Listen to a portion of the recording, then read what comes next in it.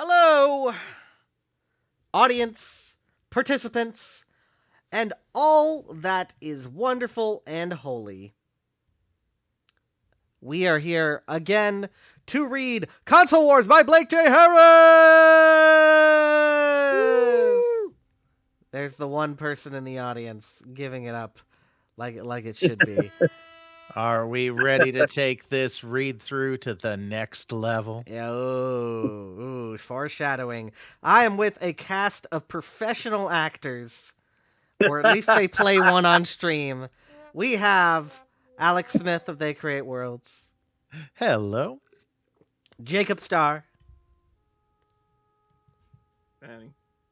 FTB 1979, Hello. and The Rage Beat. Oh, come on. Don't give me that. We're rejuvenated after being off this for a little while, so we're no longer at the end of our rope. We can't be doing that. We're on We're at the chapter start of a new rope.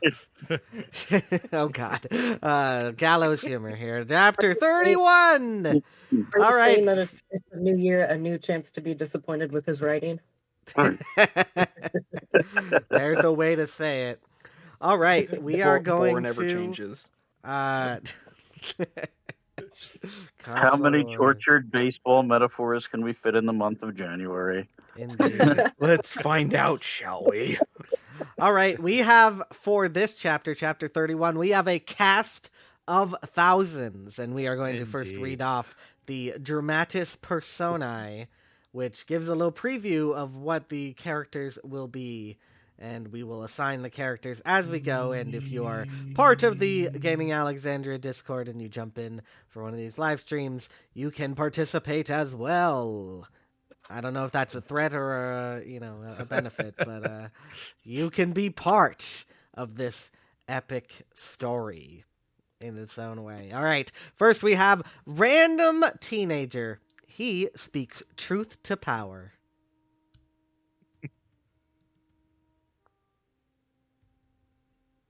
Next up, Alex. Oh, well, you normally assign them as we go. Oh, right. Yes. I'll be Random Teenager for this one. All right, we're gonna have a lot of teenagers here, Yes. so everyone think back to those high school years. Next, we have another teenager has lame parents. I'm giving this to Alex, not because I think his parents are lame, but because I think that would be funny. Well, we thank get you. we get to play off each other. Then we have Rich Silverstein, or Silverstein, partner of Goodby, Berlin, and Silverstein, easily defeated by teenagers. Jacob, And- will Oh, you sorry, go ahead. take Rich Silverstein? I shall. All right. And then we have his partner Jeff Goodby, also partner at Goodby, Berlin, and Silverstein, Teen Whisperer. And if you remember the documentary we recently watched, Jeff Goodby is the more distinctive guy out of here. He is the old hippie type with the white hair. And Alex has interviewed him. I have. That is true. And he definitely lived up to his headshot. He was definitely a bit of a, I mean, it was a cool interview, but he was definitely a bit of a far out kind of guy. All right, FTB, you will be the far out kind of guy. Okie doke. Then the commercial narrator has all the buzzwords. That's to Alex. All righty. Then we have one teenager. This is a different teenager from any of the ones we've mentioned so far, who is a true gamer. That is obviously Rage Beat, Sure. the truest of gamers. Then we have another teenager. Doesn't know where ad copy comes from. I'll take that one. Then we have a third teenager, Leet Gamer. FTB, obviously. Then 4 additional teens, a Greek Yes. chorus. That'll be just we'll all just go in on that one. We don't need to Yeah, assign I that. just got sick of coming up with different ways of saying teenager because there are so many of them. So I just stopped at that point. Then we have our hero, Tom Kalinske, president and CEO of Sega of America, and a Wieden Kennedy stan.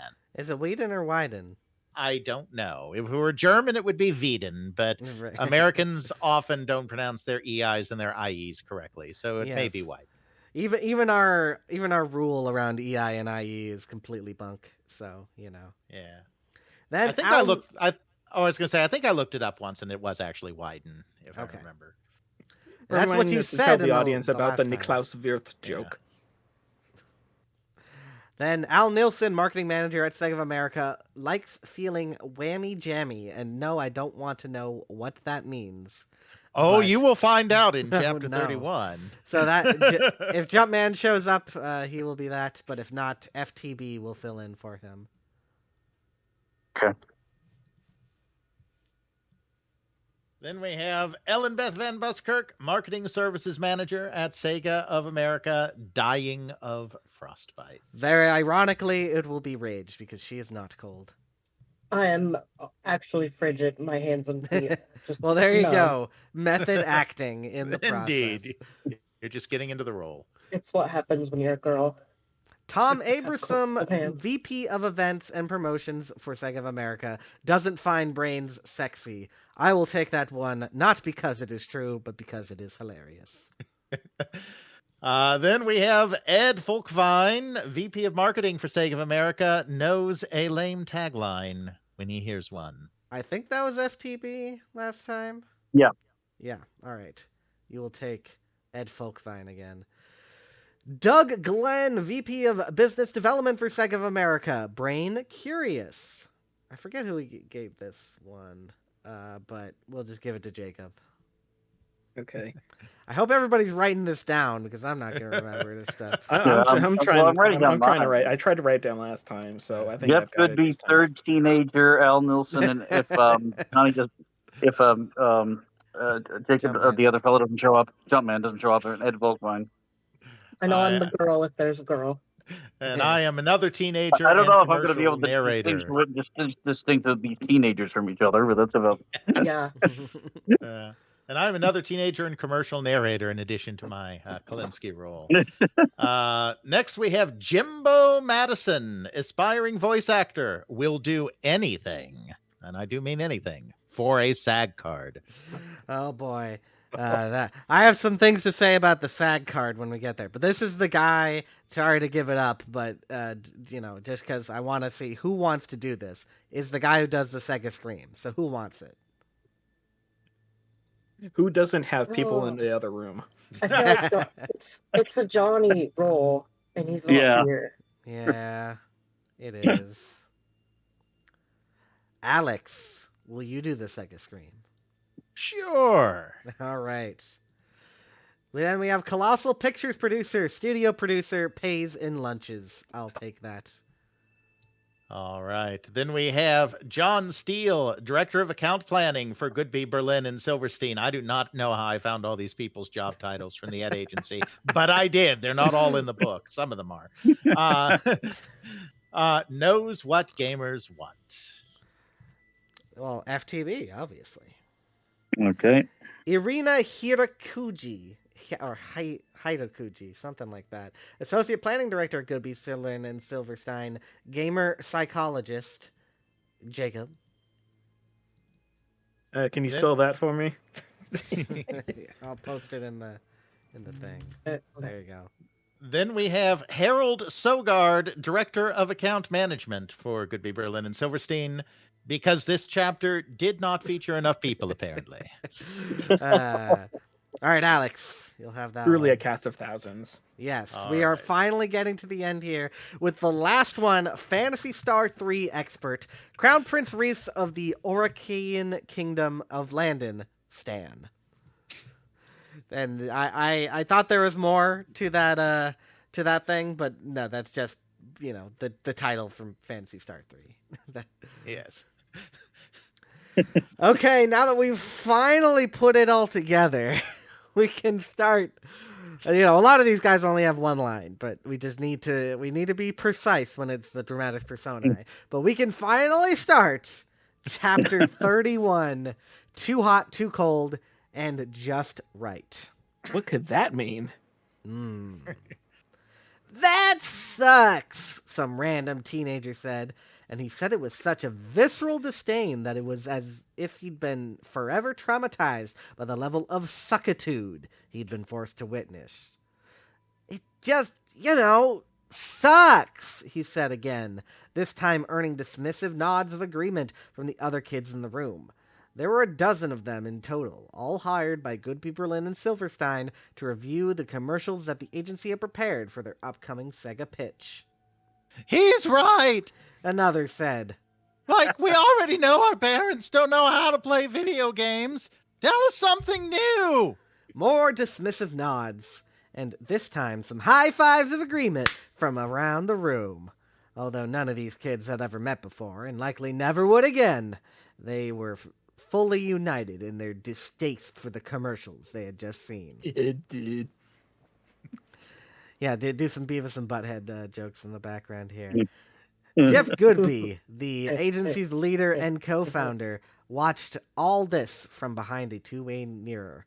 Goodby was a Harvard-educated ad man with the renegade mentality of a pirate philosopher. Yes, remember all those pirate philosophers you once knew? The lumbering don't slander physique Barbosa. of a friendly yeti and the rare gift of being able to sport a ponytail and make it work. Yeah, Somehow that was the least stupid description in that sentence. Indeed. Once upon a time, he'd considered advertising to be the lowest form of writing, nothing but a nuisance to those in its perpetual line of fire. But after leaving his post as a City Hall reporter for a newspaper in Massachusetts and moving to San Francisco with his wife, he needed a job quickly and wound up working for ad agency J. Walter Thompson. There, his mind was blown by the art of advertising, and in the process, he learned that he had a penchant for blowing minds himself with his creative work. After a stint with Ogilvy and Mather, he left there in 1983 to start his own ad agency with Rich Silverstein, his creative partner, and Andy Berlin, a brash entrepreneur. And if you ever look into video game advertisement stuff, like, these names will come up all the time. It's like they only go for like 6 firms and nothing else. J. Walter Thompson did the Master System stuff, right? If I'm remembering correctly. Probably. I know they did, and I think they did Activision. Because Bob Harris, who then went on to Sega, which makes sense that they would do the Master System. Bob Harris was in charge of marketing during the Master System years at Sega of America, and he had been the account manager, I believe. Oh, that might be for what the I'm getting mixed Activision up. account. No, but they might have. I can't remember if they went with them for the Master System or not. But yeah, they had the Activision account. No, Rage. Irina, it was for Jacob, I believe. Okay. Throughout the 1980s, GB&S grew into one of the industry's top boutique shops, able to compete with the big firms by coming up with bigger ideas, like the Electronic Arts We See Farther campaign, 1984. Actually, 1983, because they had already started that in that time period, which personified the young ad agency almost as much as it did the young computer company. Funnily enough, like the artists documentary that was on CBC did not talk to the ad agency people, which was given the fact that it's like the entire structure is almost around this idea, and they do talk about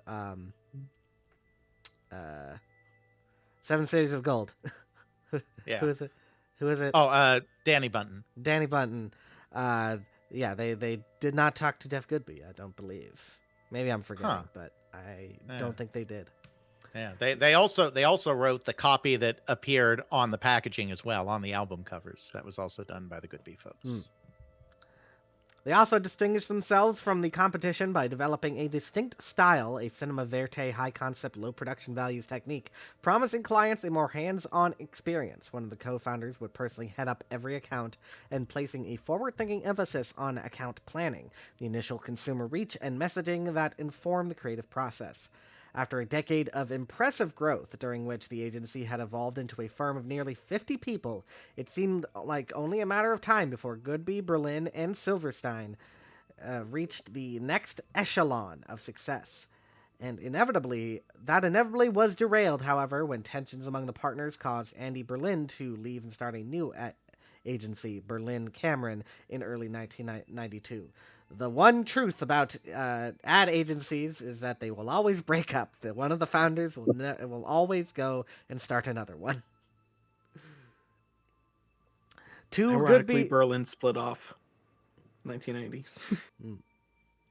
To Goodby and Silverstein, this changed nothing, but to the outside world, there was a skeptical feeling that signified the beginning of the end. As a member of an industry where perception is said to equal reality, Goodby knew that he needed to find a way to show that the Berlinless agency was stronger than ever, and the way he planned to do that was by winning Sega's business. But the shitty feedback that he was receiving from the focus group didn't bode well for the agency's chances.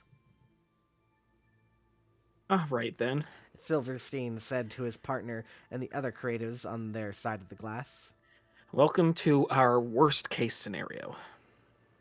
Goodby nodded, his ponytail bobbing up and down, keeping his eyes on the teenagers. I'm tempted to celebrate the fact that their response is so overwhelmingly unanimous. He said. Until, I take into account the fact that they're basically telling us to quit our jobs and go jump out the nearest window. With no silver lining in sight, Goodby, Silverstein, and the others returned their attention to the focus group. That footage you showed us wasn't even from Sonic 2, said one of the teens. It was from the original Sonic, and it was level 2, which isn't hard at all. From another. It's me. I think it might have been me. Those commercials look like they were written by adults. And from a third. The guys who made it weren't even good enough to get to the difficult parts. The kids were right. The guys who'd made the commercials weren't very good at the games, but they'd hoped to compensate for that knowledge gap by spending time with the people who were good at them, to truly understand what it meant to be a gamer. The agency sent John Steele, the director of account planning, and a small team of his best planners onto 4chan, around the country, to spend time with this demographic. As the head researcher... Here we have the teenager in his natural habitat, the bedroom. Notice how the door is locked to keep out the parent class. No. It does nothing to get rid of the stench. Yeah. It certainly does not. Welcome, Dale, to our merry proceedings. Oh, man. He's back. He's back. Give this man a teenager role. He can be one of the teenagers in the chorus of teenagers coming up in a second. Yeah, we're all... Everybody jump in for the chorus. I just want to be in my room. As the head researcher on this project, Irina Heirakuji arranged for a 2-week tour through the country, which she and the other planners would visit with boys between 8 and 12, invite over members of their friendship circle, and observe how they played video games. Presumably sitting on the floor in front of the TV, because that's what we all did back then. The 8-year-old holds the controller in its mouth, which doesn't seem to be the best way. No. Is that how you were, Alex? Is that were you that illiterate at age 8? No. You try and play Raiders of the Lost Ark with one hand. Touche. But he knows that all he needs to do is check the manufacturing dates, offset by weather, and a derivative of the Nikkei index. In addition to these in-home observations, the planners also studied the children's bedrooms, closets, and any other area that might offer insight into their overstimulated minds. Yeah, if that was overstimulation, You know, what are kids with phones doing nowadays? They're all hopped up on Mountain Dew. Were Doritos a big thing in the 90s? Magazine. Doritos were a big thing in the 90s. Okay. They're not now. Well, you know, I'm just saying, what was it as much now as it is back then? Or Yeah. reverse what I just said. Yeah, But- I know what you meant. But yes, they were a big deal. What the account planners discovered was that these kids, just like those in the test group, had their own language, customs, and rituals. They were another species entirely. In a sense, they had their own secret society that adults could observe, but never quite understand. Whereas secret societies in the past have met in lodges, taverns, and dimly lit alleys. This new generation's meeting spot was the virtual world of video games. Deep into their kids next door tree houses. Yeah, we're only in like 92 or 93, right? Yeah, 92. Yeah. We're not quite to the point where everybody's talking about video games. Other people have other interests. And also, unlike the covert gatherings of yesteryear where furtive glances and secret handshakes were needed to gain entry, the only password in this world was up, up, down, down, left, right, BA, start. Which was come up with by to an my adult. diary. That's the same code I use on my luggage. Shouldn't have said that. Yes, for all the 15 games that they used it on the NES. Playing video games wasn't so much about being good at them as it was about understanding them in a fundamental way that adults never could. For the first time ever, the kid who could never beat his father on the basketball court or beat his mother in an argument now had a place where he could reign supreme. Like that. That's the a bit only. too much about Blake Harris that I want to know right now. Yeah. There's no such thing as board games in this universe, I guess. You know. No tabletop. I mean, if you're playing with your dad, you're not trying to beat him. Just trying to be better. That's all you need. Goodby, Berlin, and Silverstein recognized the value of this new dynamic, and for the pitch, they created a series of commercials highlighting the concept of the kid as king. One of the ads featured images of adults-only luxuries like sports cars and scantily clad women playing over an unseen and unemotional narrator's description of the power of adults. They can drive cars. He says, They can go to R-rated movies.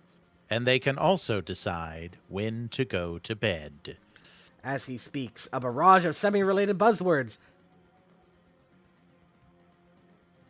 Speed, babes, midnight, blink on and off the screen. But The narrator forcefully says as the screen cuts to game footage from Sonic the Hedgehog. it will be a chilly day in hell before an adult gets this far on Sonic 2. In another ad, a kid named Mitch is seen playing Sonic 2 at home, desperately trying to reach the 7th level. As he nears this goal, his boring father tells him to stop playing and hit the books. Undeterred, Mitch continues playing. Eventually, his father delivers to Mitch what he believes to be the most shattering of insults. I missed this guy. Dale, be the stern father. If you keep playing video games, you'll never grow up to be like me. Following these harrowing words, the audience is told that Mitch's new goal in life is to reach the 8th level. I hope your kids don't see you that way, Dale. That would be sad. They're all gamers. Good. You have Yes. taught them well. I rose gamers. That's correct. Both ads end with a tagline that had been cooked up by David O'Hare, the chief creative on the account, with the major assistance from John Steele. As after spending those weeks with gamers around the country, Steele informed the creatives that this video game world was all about speed. It's all about being able to get through a level in order to move on to the next one. The longer you spend on a level, the slower you are as a player, and the less competent you are as an individual. These kids don't just want to win, they want to win quickly. Yes. Speed running wasn't a thing in 1992. Not quite. The Twin Galaxies was trying to control it, even if it didn't exist. He also told O'Hare that although the majority of kids owned and played Nintendo, those who had tried both systems believed that Sega's was superior. One kid even said after playing Sega that there was No going back. There we go. With comments like these, Steele paraphrased that going from Nintendo was like getting called up to the big leagues. O'Hare considered this, and after a minute of blending it all together, he suggested that the gamer version of this analogy would be getting to the next power, the next zone, the next level. Seconds later, he came up with the phrase that somehow incredibly summed it all up. Somebody, take this. Welcome Welcome to to the next level. There we go. In stereo sound. The next level. There we go. Alex and I are the same person. Between the Is that a bad tagline, thing? I mean, if Jeffrey's in the way. Between the tagline, the account planning, and the scattershot we get you feel of the campaign, Goodby thought that he and his guys had nailed it. They had infiltrated the secret society and learned how to speak directly to the demographic. Or so they thought, until the focus group's constant allegations of suckitude. All right. The more Here I they think all about are. the commercial, Another kid said, the more it sucks. Plus, Sega shouldn't be insulting our parents. How could they have been so wrong, Goodby wondered. When had they gotten so out of touch with America's youth? No, it can't be. It's the children who are wrong.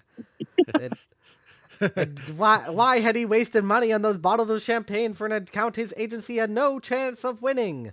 I wish this was a commercial for Nintendo. Oh, yeah. Did you see the new one for Mario All-Stars? That wasn't being advertised in 92. It was a 93 game. I can see into the future. I can see the Extra Mountain future. Dew. My dad actually works at Nintendo. Goodby and his colleagues watched the onslaught continue, still searching for some kind of silver lining. But eventually it became clear that there was none, and more important, there was no time to look for one. The presentation was in a week, and they didn't have shit. Game over. This is really just reminding me of the opening of Daddy Daycare, where they got the focus group with the veggie cereal. Cereal sucks. There we go. Needed to play that. It's all about cool. That's the holy grail. You're born, you die, and in between you spend a bunch of years searching for it, looking cool, sounding cool, buying cool, and no matter what, not being uncool. That right there. That's the secret formula. It's addictive. It's enlightening, and it's goddamn recession-proof. In a world full of too many people shouting too many things, it's the only adjective that really matters. Cool! That was like the opening narration to the worst noir thriller ever. Yes, I can he's just see a searching. Humphrey Bogart bit. It's all about cool. He's searching for the cool. That it really hides inside of all of us. That was the mystery all along. Tim Price knew cool, or at least as much as any mortal could claim to know it. Price was an award-winning copywriter whose passion for wild, restless, high-velocity advertising could be traced to his love for off-road racing. He joined Foot Cone Building as a creative director in 1978 and quickly caught fire with his team's edgy work on the Levi's Youthwear account. In the process of transforming the esteemed jeans, which is a good rhyme right there. Company from a cute brand to a cool one, he found his voice, a sort of countercultural romanticism. He met his wife, the VP director of event marketing at Levi Strauss & Co., and his firm won part of the Nintendo business. They got the Game Boy, Leo Burnett got the NES. Can I just point out for a second that counterculture romanticism is an exact contradiction, because romanticism is about looking fondly at the past and is a conservative movement, and the counterculture is not. I don't even know. Go tell that to the boomers. Yeah. I don't know if the animated Levi's ads from the 70s they're referring to would even fit into either category. It's called fetishism, is what it is. Price was psyched by the chance to help define this relatively new and fast-moving industry of video games, to do for Nintendo what FCB had done for Levi's, and appeal to an older, hipper audience. Unfortunately, this was not at all what Nintendo wanted. They weren't interested in branding, expanding their demographic, or producing memorable high-concept ads. Not interested in branding. That is an interesting statement there. All they wanted was cartoony, easy-to-digest commercials that showed off a lot of game footage, and sometimes cereal in the form of game footage. Mac and cheese. That's it. Right. If that was all they wanted, that was their prerogative, of course, but it raised the question of why they'd hired Foot Cone & Belding to do this. Price tried to talk to Nintendo into taking bigger risks, and whenever he did, he'd receive positive reactions from the NOA marketing team. Peter Main liked clever ideas. Don Coiner loved sophistication. Have you tried to interview this guy, Alex? No, I think I've looked him up once or twice, but I haven't interviewed him. And Bill White wanted to take over the world. But shortly after getting excited about big ideas, reality would sink in.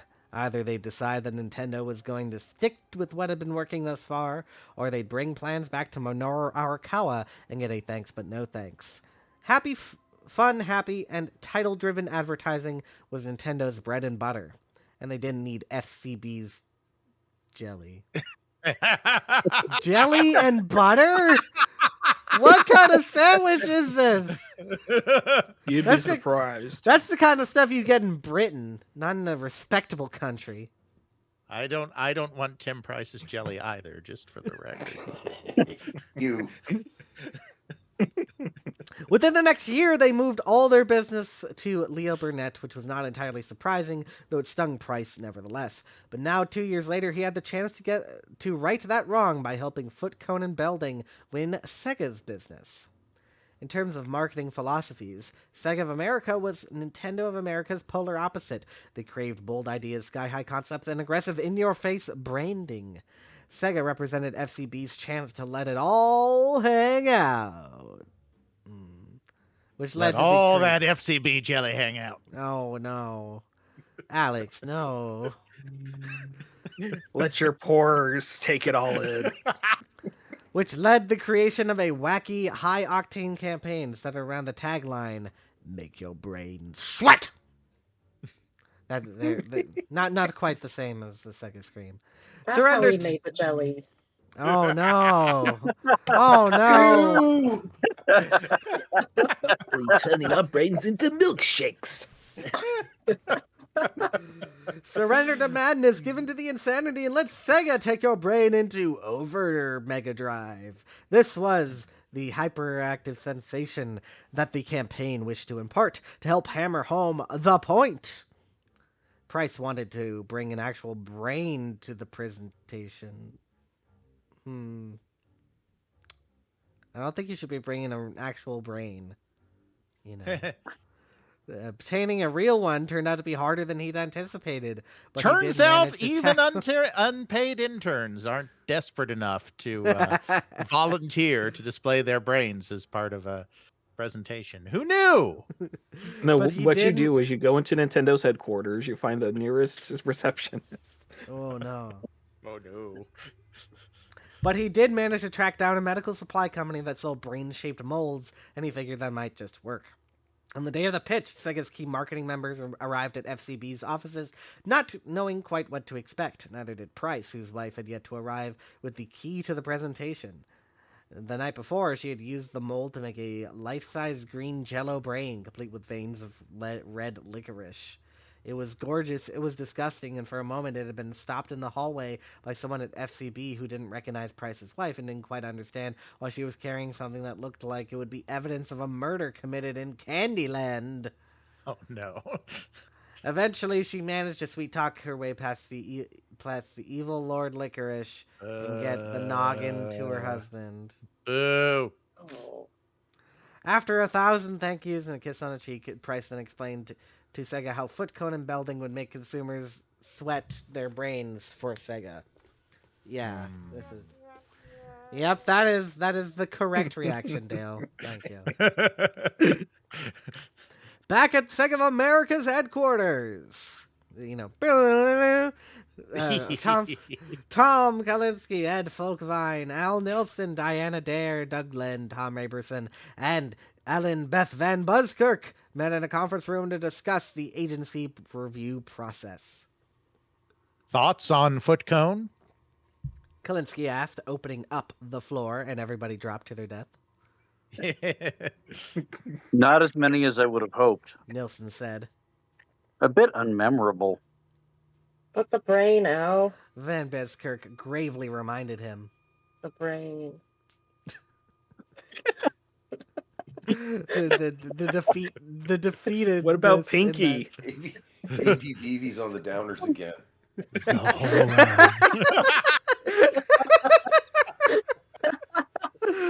Oh, I don't think enough people appreciated the whole opening up the floor joke that you had, Ethan. that is the second time I've done it, so there is that.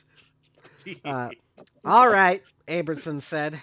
I'll just come right out and say we're all thinking the human brain has to be the ugliest organ in the body, right? Chirps of laughter fluttered around him.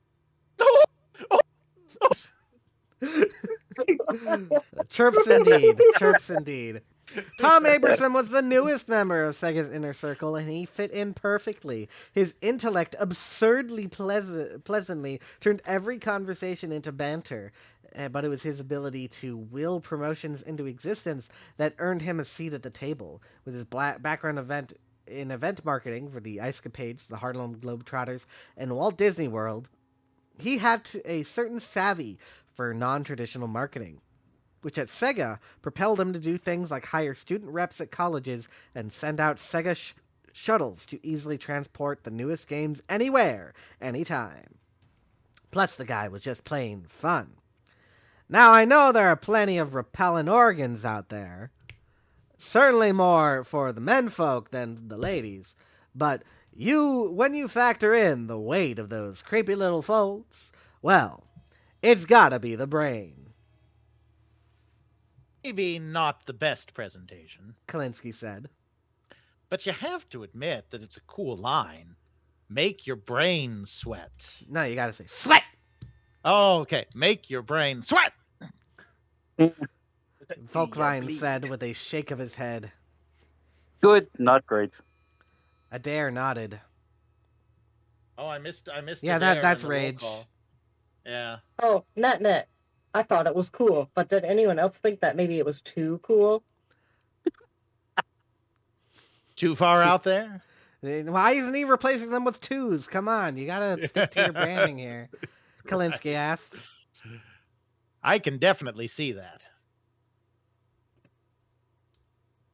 Yeah? Van Buskirk said. Cool, we want, but that was frostbitten. Boo. That was terrible.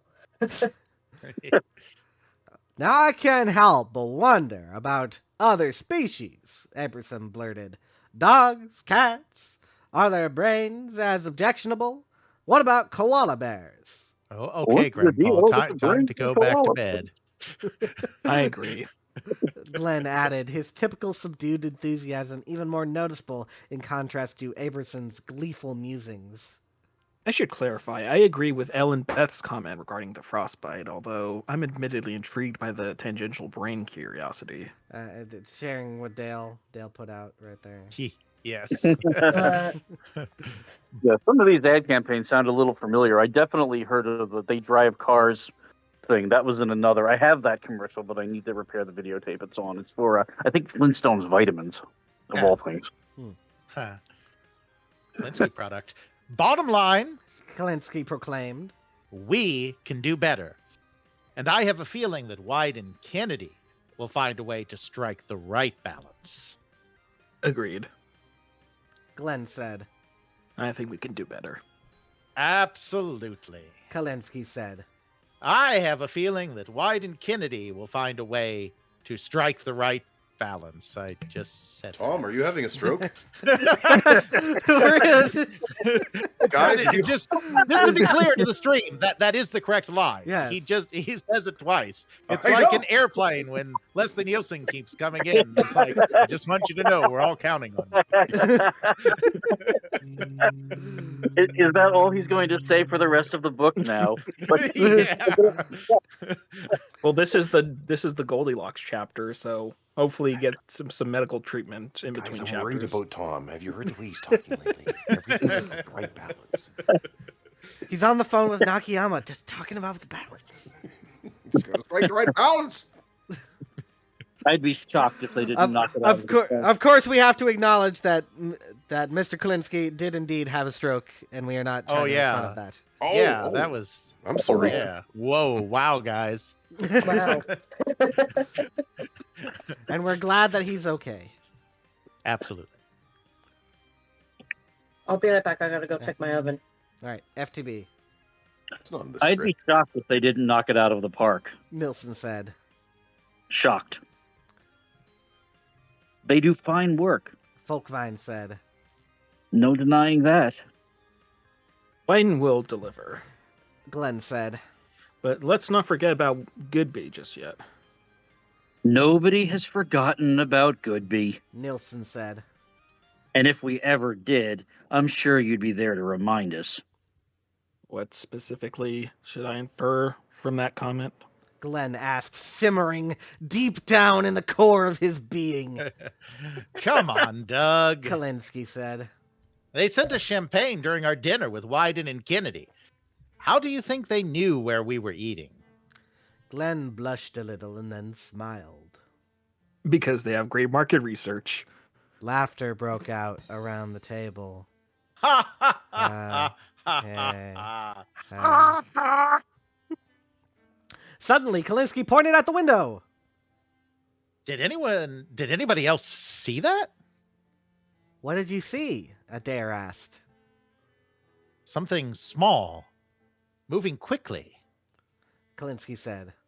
Looked almost like a golf ball. Everybody froze and stared out the window, but nothing else appeared. I guess not. Kalinske said. Strange.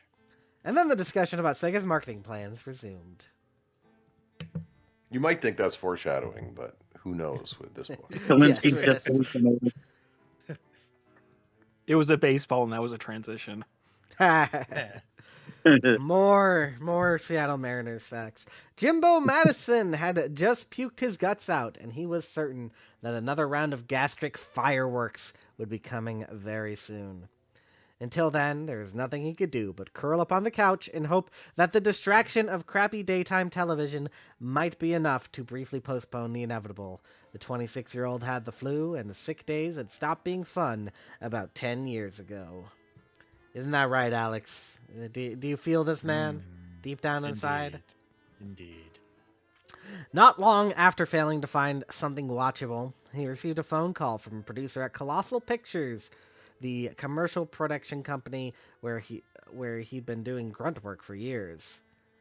I know you're sick or whatever, she said, but do you think you could come in for just an hour or two? I'm sick. He said. Like, legit sick. It's a voiceover thing, she said.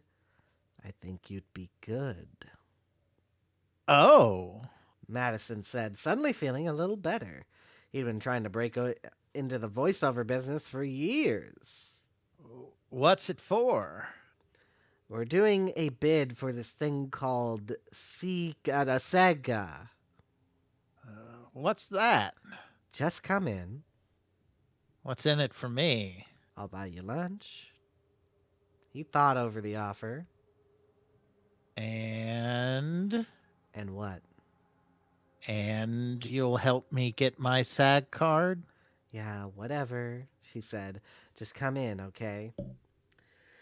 Yeah, you need someone to actually, vie in for you to get a SAG card, which is the reason my sister never got one, because she did not have anybody, up there and nice and powerful who was helping her out, even though she did production assistant on several different things. So, there's your politics of unions in there. Indeed. That would be ACTRA. Not ACTRA, that would be IATSE. SAG is the Actors, Screen Actors Guild. Yeah, well, yeah. Either way. Don't worry, they're all the guilds and unions are similarly tight. Yes. Matlson waited for the next wave of vomiting, and as soon as it passed, he jumped on his bike and rode over to the production house. When he got there, it was just his producer, a sound guy, and some dude from an ad agency. The dude seemed pretty cool. He wasn't wearing a suit, at least. And he asked Matlson to scream the word Sega as loud as he possibly could. Thankfully, the cold hadn't ruined his voice. Right. Well, it doesn't sound like he has a cold. It sounds like he has like a stomach bug because he's vomiting. Yep. But that can also ruin your voice. Vomit is not great for the vocal cords. Okay. Matlson said skeptically. What's this for? Come on, Jimbo, the producer said. This isn't rocket science. Do you want that free lunch or not? For the next hour, Matlson repeatedly screamed the word Sega! At the top of his lungs. The producer, the sound guy, and the dude from the ad agency were loving it, having him shout it from different parts of the room. Faster, slower, over and over, screaming Sega! As many ways as the four-letter word could be shouted. I mean, technically it's not a word, it's a contraction, but When he was finished and the agency dude had thanked him for a job well done, he asked how they planned to use his scream. This is Jeff. I missed this guy too, I think. We don't know yet. Yeah. Okay. Gotcha. Matlson said with a nod. Because I was thinking, do you remember those old Quasar commercials? How they used to say, Quasar! At the very end? It really stuck in your head. That's not how they said Quasar. I know. I have no idea what Quasar is. To watch, I think. Television, one of the old, wasn't it? Or maybe not. I don't even remember. I'm going to thought they were one of the old television companies. You might be right. You know what? I can see it on both a watch and a... I'll post it. Okay, so it was it was Motorola's electronic brand that they used for the first time on their line of color televisions, transistor televisions, and then also used on other electronics. Presumably the next generation pointed more accurately at the people's eyeballs would be Blazar. Give me one. I'll post the... Remember when America built televisions? I don't think all of them said Blazar. Some of them had like a ding at the end, though. Whatever, it's Harris. He's got in his own reality. I don't remember them. I remember no commercials from this outfit. FTB. All right, hold on. Sorry. The agency dude said. That's not a bad idea. Cool. Matlson said, and got on his bike, hoping not to puke on the way home. I wonder what he means by bike, because if this is like LA, I don't think he could get around in a bike. Or San Fran. Probably a Vespa. Yeah. And Wafatiti said, I remember one claim that this guy managed to copyright, trademark, whatever, the way his way of screaming Sega, hence why the company avoids going back to it and why the only game it showed up in was Sonic 3D Blast. I highly doubt that story. If anything, it's just the ad agency owns it. But I think, it was used for its time, and then they moved on from it. Because they have Sega, which is entirely theirs. Inside a former Gothic-style church that had been converted into a chic nightclub, Wieden and Kennedy employees decked out the holy space in futuristic fonts, plaid neon colors, and the unusual feeling of a science experiment gone right. Think rock and roll Frankenstein. I think I visited this place in Disco Elysium.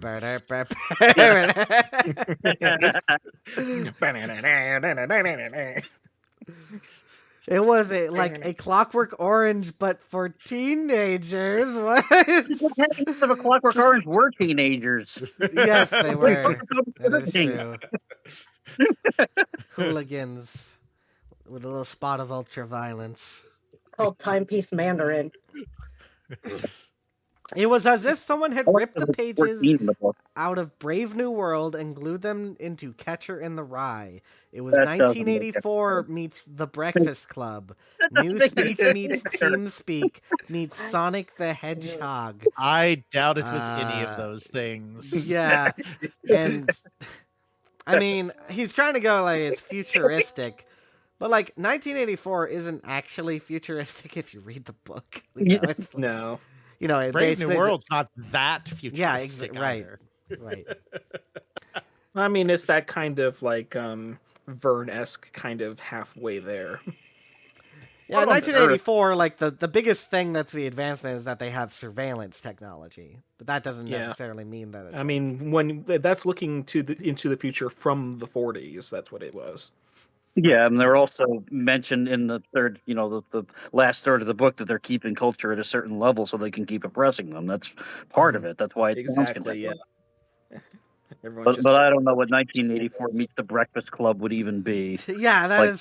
Ringwald loves Big Brother at the end. What the hell is he even talking about? Office meds at this point? And don't you forget about me, Big Brother. Okay, so here's what they're going for. Instead of a football field at the big picture of Big Brother, he raises his head. It's Sonic the Hedgehog's boot kicking you in the face. That's what it is. And it was called Vidspeak, the concept of new, hip, futures now language that Wieden and Kennedy had invented as the backbone of their campaign. The agency provided a sampler from the Vidspeak lexicon, which included the following words, terms, and phrases. All right, Dale, you take this one. Okay, the whole thing. After each one of these, you should do a shot of something under your sink. I'll do it. Gearlets, the Vidspeak word for gamers, also known as gamelets, gamies, woozies, vidiots, speaklets, glossaroos, and cluelets. Oh, no. Wait. No mention of Dr. Seuss in this stuff beforehand. So I jumped over to a Quasar TV commercial from the 1970s in the last page, so I kind of got lost. Who in fuck is writing this? Wieden and Kennedy. The ad agency. Okay. This is the ad agency. I sort of remember the scene, but this is their presentation to. Gotcha. Okay, sorry. There's Gearlets. You want Hedgy Wedgy? Yep, we want some Hedgy Wedgy. Hedgy Wedgy. Anything pertaining to Sonic the Hedgehog or to any fan of said Sonic the Hedgehog. Also, that cute little way Sonic has of stamping his foot on your face for perpetuity when he can't believe you're so slow and stupid. These slow geezer trying to play the game. I'm sorry, I can't do it. I got to go get some stuff from under the sink. Someone do. All right, Jumpman, jump in for us, please. Jesus. Sure thing. The whammy jammy, the way you feel when playing a good game. Oh no! Oh no! No, man, I gotta be honest. You should That's take a the Devo song right we'll there. actually be in hysterics by the time you're done. I can imagine. Looking forward to this. The gobbledygook, running wild, running fast, running all over the place without time to say, hasta la vista, baby. See Sonic the Hedgehog. Yes, the famous catchphrase of Sonic the Hedgehog. Gobbledygook. Gobbledygook. Do you really want Sonic being turned into gobbledygook? Mobile mover Gotta with go wings. gobbledy-goody fast. Oh no. I'm Gopen.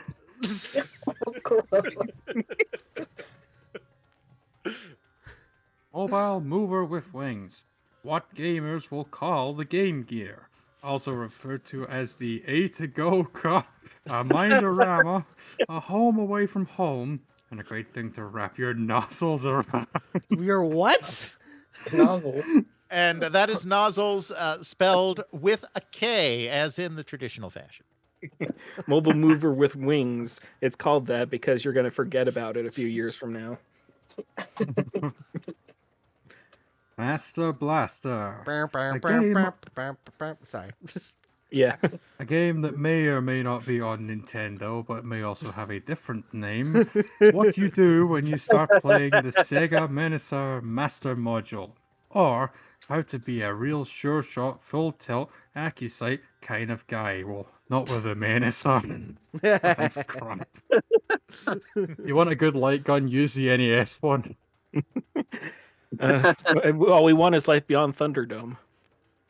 I was Brahms. I was drunk with power. I was mad with passion. I was blitzed with energy. Who am I? The riddle of the snake. Requiem in a vernacular language. I was actually able to reach the next damn level. Now, I need you all to use them all in a sentence. So this means that Goodby, even though this isn't Goodby's pitch, this means that Goodby, Berlin, and Silverstein was Brahms because they reached the next damn level. Yeah,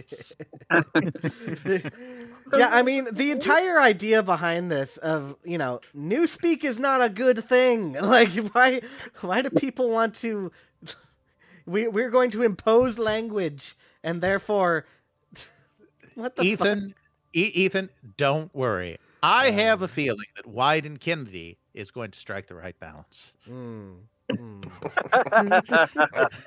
be sure to repeat it for you. Yummy. Every I opportunity. wonder if there's This can't actually like possibly physical exist. evidence of this damn sheet with these words on it. Like that's a curiosity. I'm with FDB. I want evidence that this was actually a failed pitch. I believe it. Yeah. I don't know. Have you ever This is spoken to an I addict? mean- Their language is not too far away from this naturally. So, like, I'm not. I don't say it doesn't exist, but I'm just curious if there's like, just a piece of paper with all this typed out, and if so, if there is more of it. And if it even works. Gail, in all fairness, I think this is pretty believable as a failed pitch. I do not want to know any kind of vernacular that uses the word gearlets. Love gearlets. Yeah, I mean, if I had to assume that this was like, that he tried to, basically he's stapling two things together here. I don't think this was going to be the winning pitch that Kalinske thought was going to blow them away. I think this is probably an early pitch. Well, but I mean, they didn't know the pitch in advance. He just really liked Wieden Kennedy and thought they were amazing. So he thought that they were going to give them an amazing pitch. And then, then this happened. Yes, but still, he had, as far as this book is concerned, they're still doing a good job. I mean, we're getting to that, but, How do you do, fellow gearlets? Oh, no. Oh, no. It seems modified to be cringy. That's right.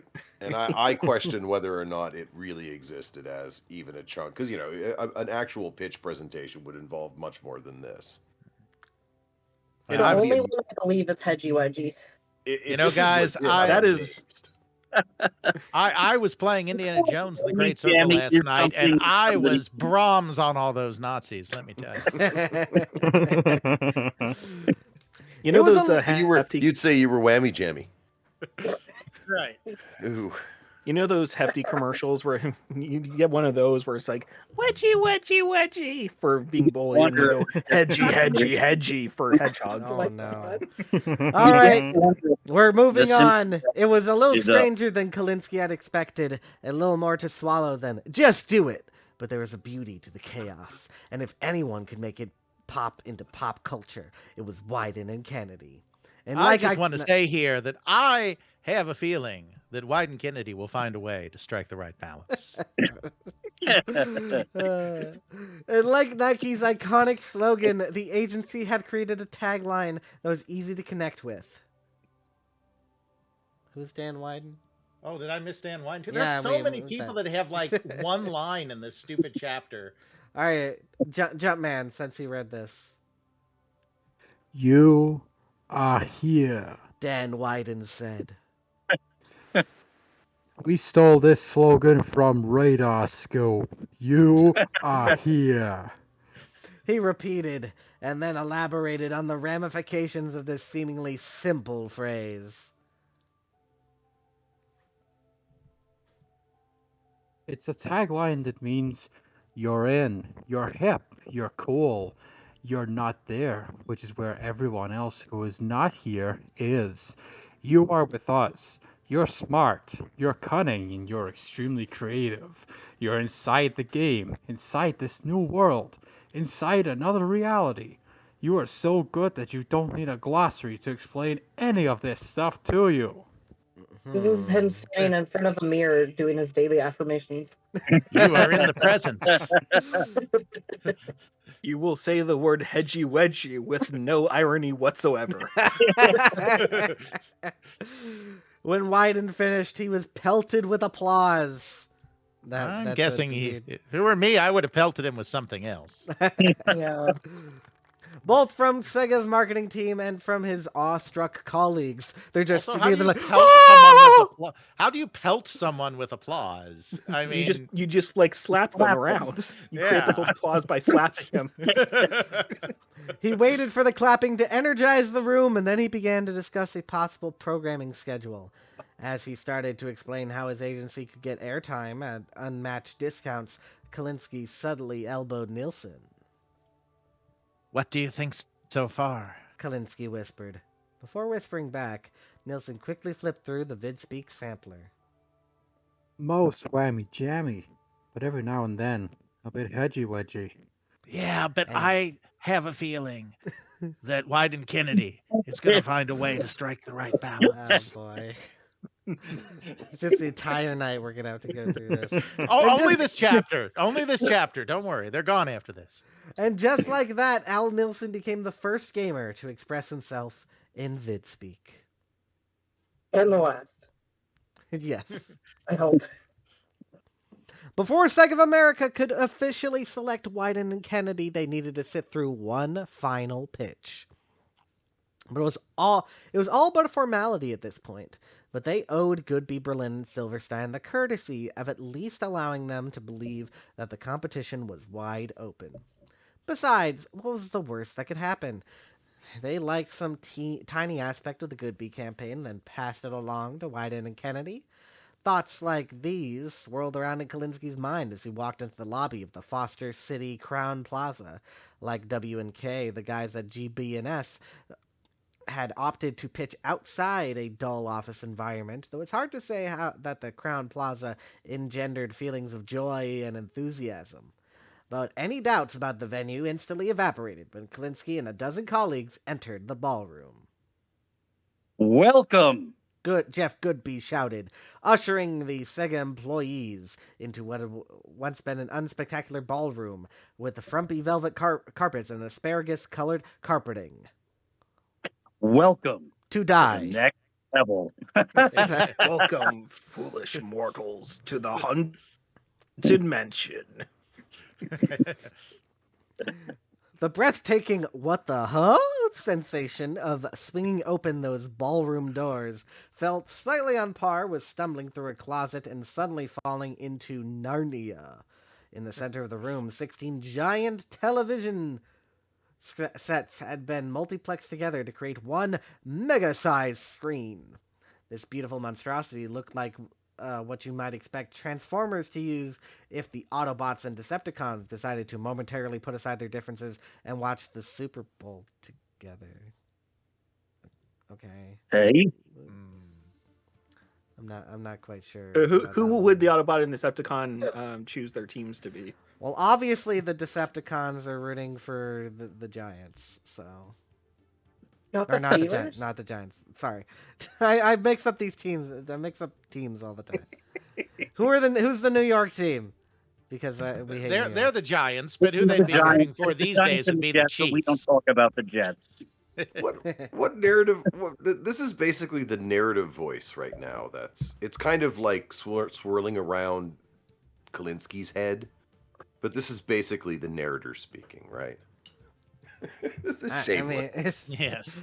We left reality about 10 pages ago, so just whatever you want to take. 10 chapters. They're from the old Ellie, I razzle don't know. It's dazzle. funny. Pick your I'm sorry. narrator. Orson Welles. It doesn't matter. Ethan, power on, for the love of all. Standing all in the souls. front of the TVs was a 12-year-old boy suavely playing Sonic the Hedgehog on an IMAX-sized screen. I mean, it's multiple screens. He just had that. And sound from the game blared through a booming sound system that had been installed by the roadies for the Grateful Dead. The speakers, the boy, and the tower of televisions were all on top of a massive stage that had been fashioned by George Coates Performance Works, a San Francisco-based ambient art company renowned for developing innovative types of theatrical performance. Part of this performance required a large ensemble cast, which explained these rows of stadium-style seats up against the walls. These seats, all of them filled, were occupied by employees of Goodby, Berlin, and Silverstein. As the team from Sega was shown to their own seats, Kalinske concluded that this had to be the greatest presentation he had ever seen in his 20 years of corporate meetings, and it had only been going on for about 15 seconds. Thank you all for coming to our humble presentation. Jeff Goodby said. He spoke from atop the stage, joined by Rich Silverstein, John Steele, Irina Heirakuji, and Harold Sogard, the agency's director of account management. They were wearing a school letterman's jacket they had made, featuring a patch of Sonic on the shoulder. Silverstein nodded. We're psyched to show you a little bit of what we've cooked up, He said. and we hope that you're prepared to be blown away. We've spent the past month traveling around the country and living with gamers. Steele said, still recoiling over the horror. We got to know them and understand what they want. Oh, God. To search for any clue about how their minds work. Hirakuji said, shivering in remembrance. We even raided their backpacks, bedrooms, and closets. You don't want to know. You just don't. It's My true. eyes. Sogard said.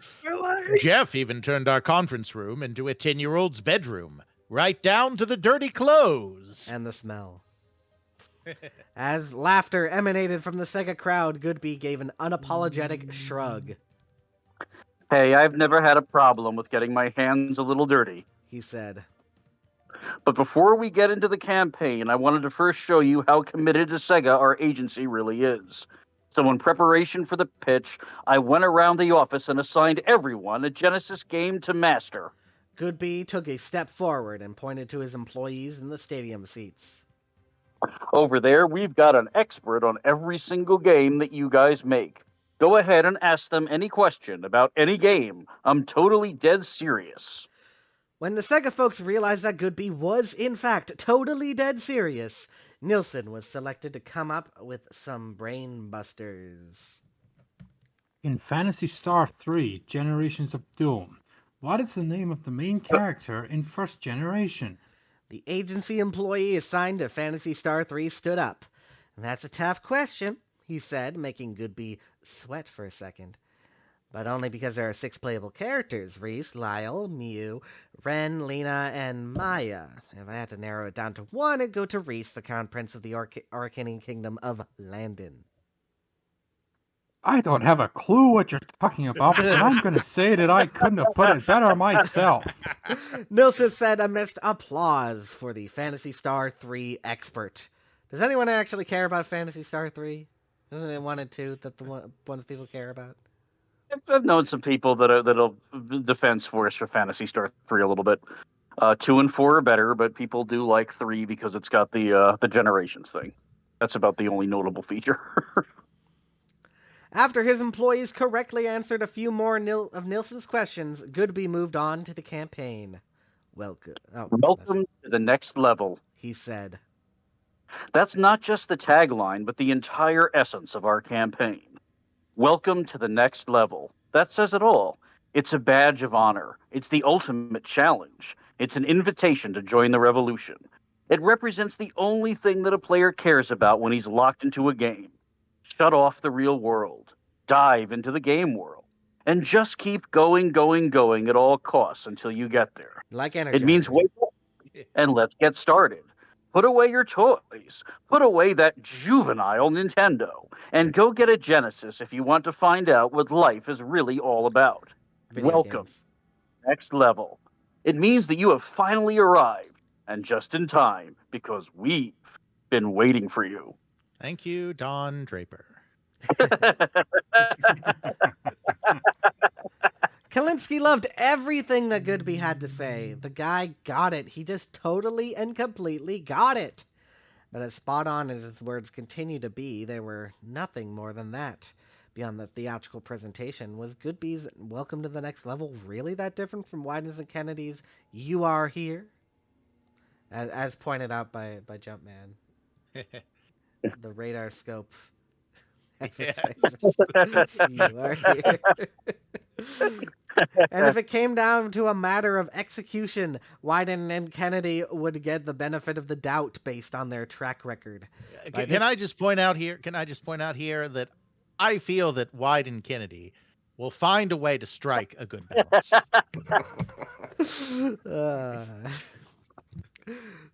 By this point, however, Kalinske wanted Goodby to win the account. He wanted to give the business to a bunch of guys as smart, scrappy, and subversive as his own. In order to do that, however, he needed proof that welcome to the next level could be more than just words.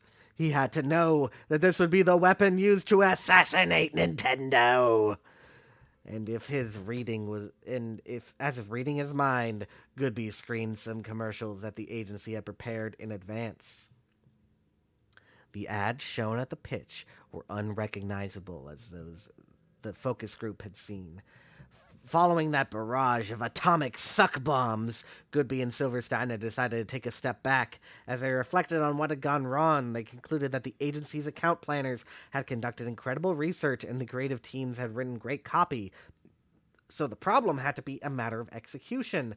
The dots were all there, but they needed a better way to connect them. After further examination, however, what they realized was that they shouldn't even connect the dots at all.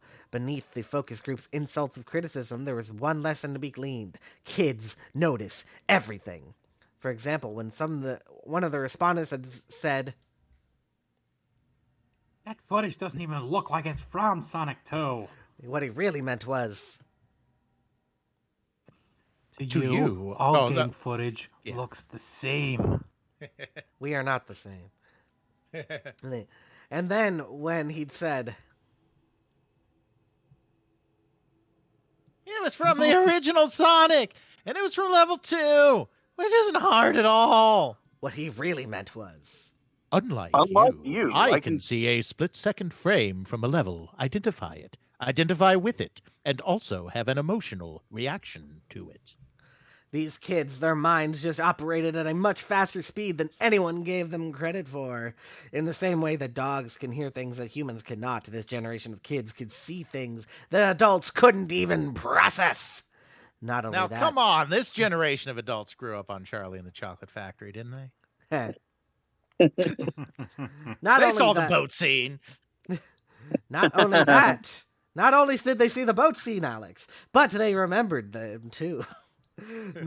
So the best way to speak to them was to invent a dog whistle, which unfortunate wording there. No.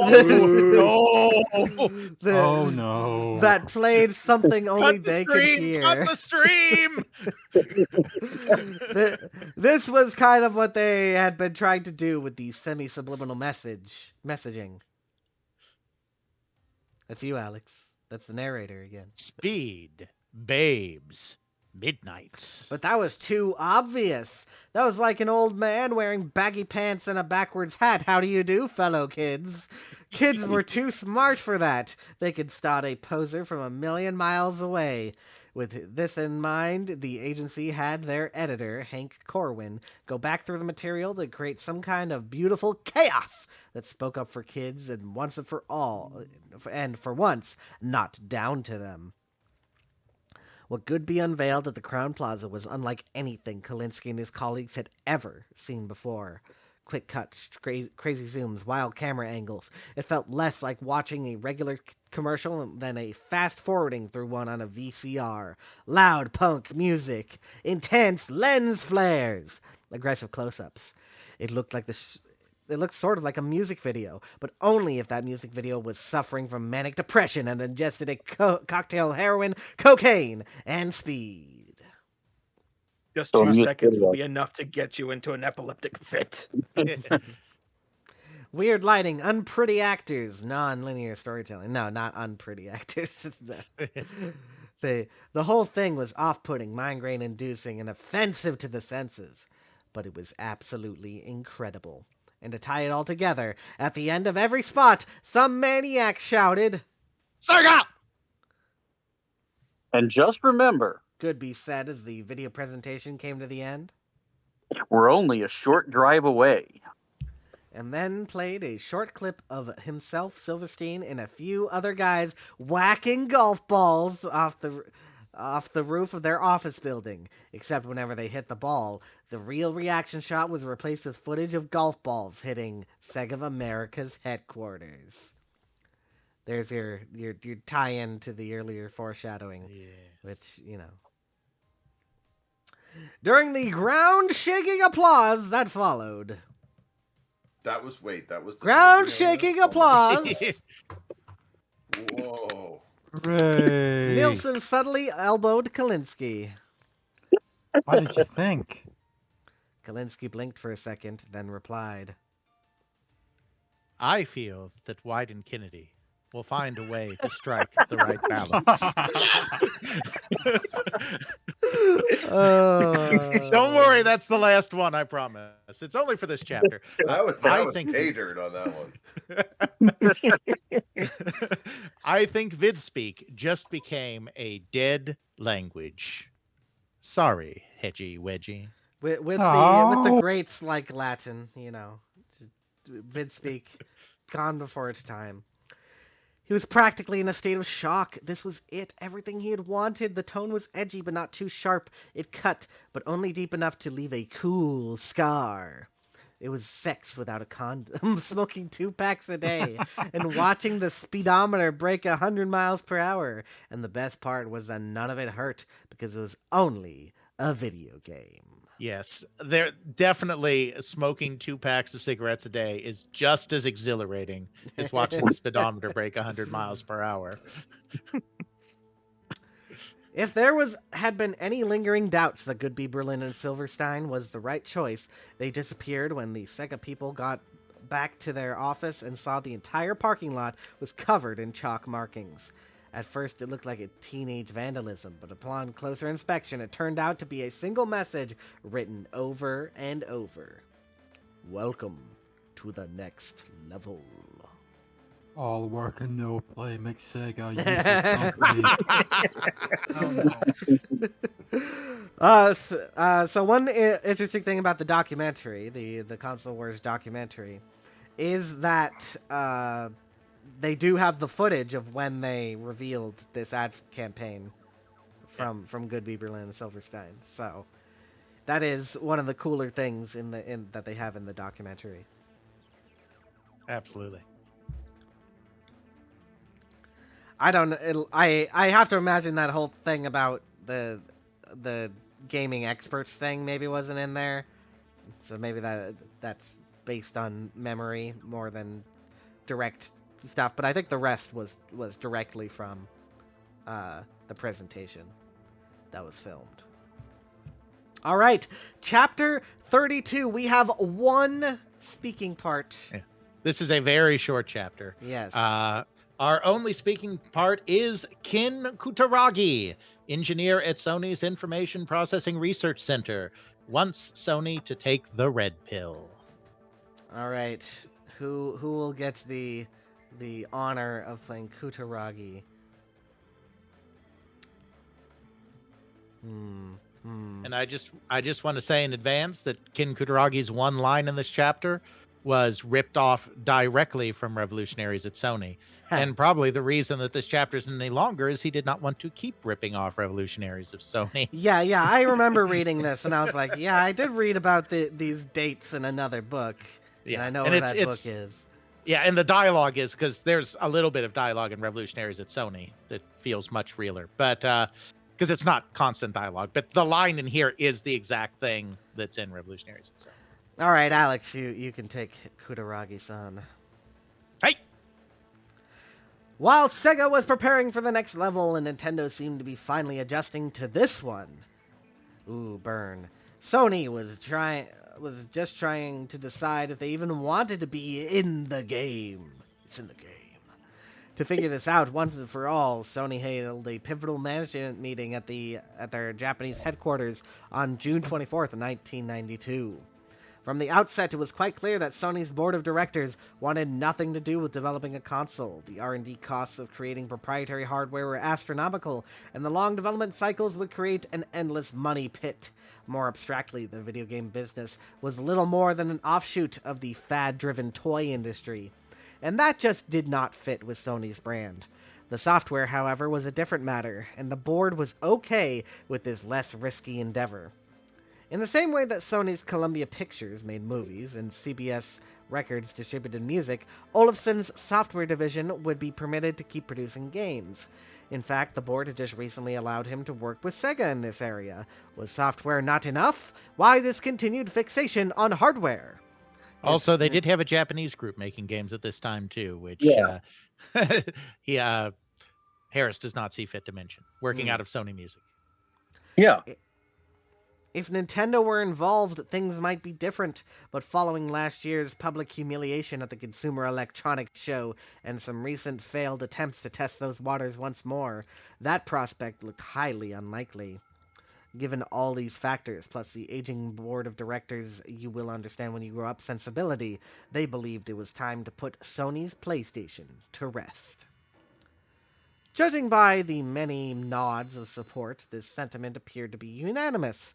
These powerful men, who once upon a time had shaped Japanese culture back in the 1960s, 70s, and 80s, were now all ominously agreeing like a fleet of bobblehead dolls in the trunk of a car, headed off a steep cliff. Good lord. Good lord. Needless to say, not everyone agreed with Sony's elder statesmen, but nobody in that boardroom had disagreed with them more than Ken Kutaragi, the father whose baby the board of directors intended to kill. They put it on the desk and they all had their knives ready. So is the baby then in the back seat of the car headed off the steep cliff? And that's baby on board, Alex. Now I'm adored.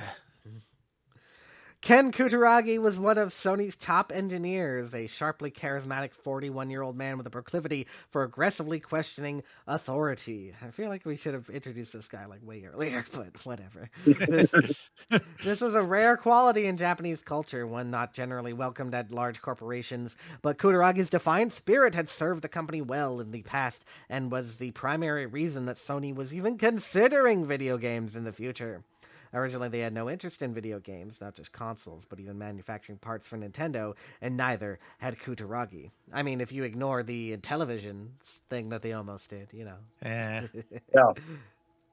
Still regret not being able to interview Hideyuki Ide. Well, and really, no, they were more enthusiastic back then, and Revolutionaries at Sony makes this point very clearly, which, that's way beyond what Harris is trying to do, but they were pretty high on the MSX, and they saw that as their entree into gaming, and when it failed to get significant penetration compared to what they wanted, that's when they decided that games just wasn't for them, according to Revolutionaries at Sony. No, that's fairly accurate. I mean, but Kutaragi was aware. He'll pop up in all sorts of interviews about all sorts of things in early Japanese computing. So he wasn't, somebody that wasn't aware of the situation before he saw his daughter play the Famicom. That's ridiculous. I mean, the date he puts on here is strange because that's not the date that Revolutions at Sony does. Because I read it recently. I think it says 83 or 85. So I don't know. He was not a gamer by nature, but his interest in the art form changed in 1988 when watching his daughter play the 8-bit Famicom. And in fact, it couldn't have been 1988. Yeah, right, because that's the year they made the deal with Nintendo to do the PlayStation. Right. Yeah. So I think he's just mixing stuff up here. Harris? No. It wasn't so much what he saw on the screen, but the potential he saw for video games. A way to bring computers out of the office and into the living room. Yeah, they already tried that in the US. Didn't work out well. Or more specifically, what he saw as the Sony employee. The mainstream consumer electronics appeal of vast computing power. Although this revelation changed Kutaragi's perspective, it had not persuaded most of Sony's executives, and this frustrated him. But instead of pleading his case to deaf ears, he decided to do something much more proactive. He knew that Nintendo was in the late stages of developing a 16-bit console, and he also knew that they were worried about the sound capabilities of Sega's soon-to-be-released Mega Drive. Yes, I'm sure they were so worried about the sound of the Mega Drive that they were like, oh, what are we going to do? What are we going to do? Sega had worked with Yamaha to create an advanced audio processor capable of FM synthesis. Is it a custom? I forget. The sound chips in the Mega Drive? That I don't recall off the top of my head. Somebody wouldn't in have here been does. a custom chip by a long shot at that point. So I don't know what Harris is trying to do here. Which led Nintendo to Sony in the hopes of finding something superior. Sony's executives, however, did not want to gamble on manufacturing video game components and balked at the opportunity, or so they thought. Without their knowledge, Kutaragi continued the conversation with Nintendo and developed an audio chip called the SPC 700. When Kutaragi revealed his secret project, Nintendo's designers were thrilled. This was exactly what they had been searching for. Sony's top executives, however, were less enthusiastic and wanted Kutaragi fired, which would likely have happened if he had not been protected by Sony's chairman, Norio Oga. He was not the chairman. Akio Morita was still alive at the time. He was the CEO. As angry as the executives were about the defiance, they weren't angry enough to start a civil war. And those tempers soon softened when Sony received a lucrative contract for Kutaragi's sound chip. I mean, they knew there was gonna be money. Like, I don't know why they're like, there's money to be made here. Now we don't care. Kutaragi had gambled and amazingly had won, but more important, his win was really a win for Sony, and this propelled the company to re-examine the video game industry. If there was this much money to be made with an audio chip, imagine how much could be made with an entire console. This was the logic that had guided Sony into working with Nintendo, first as a supplier for the Super Famicom, and then as a partner on the PlayStation. 2 words. It's not 1 word. That's true. But that logic spontaneously combusted when Nintendo snubbed Sony for Philips. Now everything was in limbo. That's why this boardroom was overwhelmed with so much frustration. There had been a brief window when these executives could see the potential in what Kutaragi had shown them, but now they were blind to that promise. And as Kutaragi watched this supposed discussion of possibilities evolve into a monologue of foregone conclusions. If it's a discussion, then it can't be a monologue. He realized he could wait no longer to try and open their eyes. Having listened to what everyone is saying, Kutaragi declared, reading off of his ancient scroll, addressing Sony's board of directors. I can see 3 options. First, to continue indefinitely with the traditional Nintendo-compatible 16-bit game machines. Second, to sell game machines in a format proprietary to Sony. Third, to retreat from the markets. Kutaragi paused for a moment to let it all sink in. Personally, I believe Sony should choose the second option. The board members looked at him with suspicion. Of course he believed they should choose the second option. This was not news. This was how he had always felt. Kutaragi knew that his words alone would indeed not be enough to change anyone's mind. That was why he became prepared with something more than words. Kutaragi looked around the room and then smiled with anticipation, as he had done with the Super Nintendo audio chip. He had once again been working in secret, and finally the time to reveal what he had been working on. So that's the end of The chapter. adventure continues in Revolutionaries at Sony. he will go back to this, by the way. We will get some continuation. I'll be right back for some water. Hold the stream. I'm disappointed in you, man. When it came to that climactic line, I seriously wanted you to say, "I believe that Wieden and Kennedy will be able to strike the right balance." Oh dear. Shit, I was on mute, Alex. There are no small rules.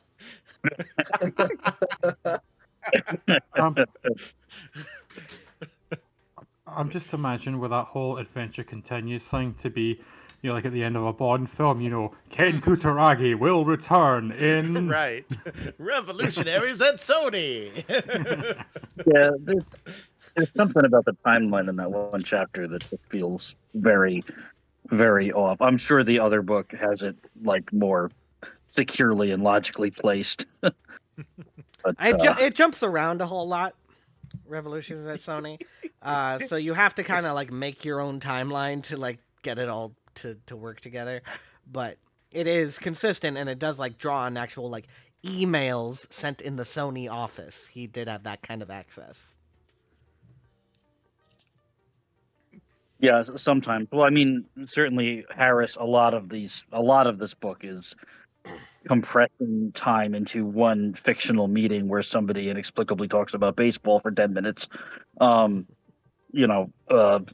doing that a lot here. Unless he has video evidence or documented evidence of that particular meeting being where all these things were discussed. It feels like he's condensing time a lot with these dialogues. He's trying to be strictly chronological as well, which is to the detriment of things. Mm-hmm. But... All right, we're on to chapter 33. We have, for the Dramatis Personae, first off, Minoru Arakawa, President of Nintendo America, Pitmaster. That's me. Then we have Tony Harman, Director of Development and Acquisitions for Nintendo of America, Mr. Arakawa's personal slave. We'll get to that. So this will be a recurring character, a recurring major character. So, Jacob, how about you take Mr. Tony Harman? All right. Now we have Chris Larson, Microsoft executive and owner of Mudville 9 Inc., collector of baseball cards and baseball teams. Dale, you'll have that. No. Is Maine in this chapter? He is. Peter Main is also in this chapter. Oh, okay. Who am I doing? Chris Larson. Larson. Okay. Then we have Gail Tilden, editor, Nintendo Power, fulfilled in her career. Rage, of course. Then Gail Tilden's husband has delusions of Mariner's grandeur. FTB. Take that. There is way too much baseball in this chapter. I can already. And finally, last but certainly not least, one Mr. Peter Main, VP of Sales and Marketing for Nintendo of America, the Needler. Needle. Are we going safari? Not yet. Not yet.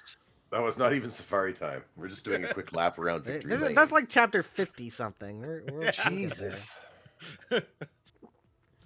All right, chapter 33, a quick lap around Victory Lane. Can you do a lap around a lane? Equip lack. We'll forgive it. Yeah, that's acceptable vernacular, unfortunately. Fine. Nintendo of America's employees felt such head-to-toe reverence for Minoru Arakawa that there was not a thing in the world that they would not do for their beloved leader, or so they thought. In the summer of 1992, however, it dawned on NOA's employees that there was actually one small thing they were not willing to do. Go swimming. But the water, it's perfect. Arakawa pleaded to a group of guests loitering beside the long pool in his backyard. They had come to his home in Medina for the barbecue that he and his wife hosted every year for Nintendo's highest-ranking employees and their spouses. For people working in a speed-of-light industry, the annual summer celebration provided one day per year when Nintendo's employees were encouraged to step back, relax, and smell the burgers grilled to perfection. But what is perfection? All right, we got to have a vote here. How do you like your burgers? Well done. I'm sorry. Yeah, sorry, I'm a medium well person myself. Yeah, Ew. trending toward well. Medium for me. Medium. Oh yeah, I'll go medium. I want to hear it moo when I bite into it. If burgers didn't do the That's- trick, there was a full spectrum of sushi rolls. That's not the cow, Dale. That's the E. coli mooing. From one of the city's finest Japanese restaurants, as well as slivers of succulent king salmon that Howard Lincoln had brought back from this recent trip to Alaska. That does sound very good. Mountains of food crested everywhere, and drinks could be found wherever the food was not.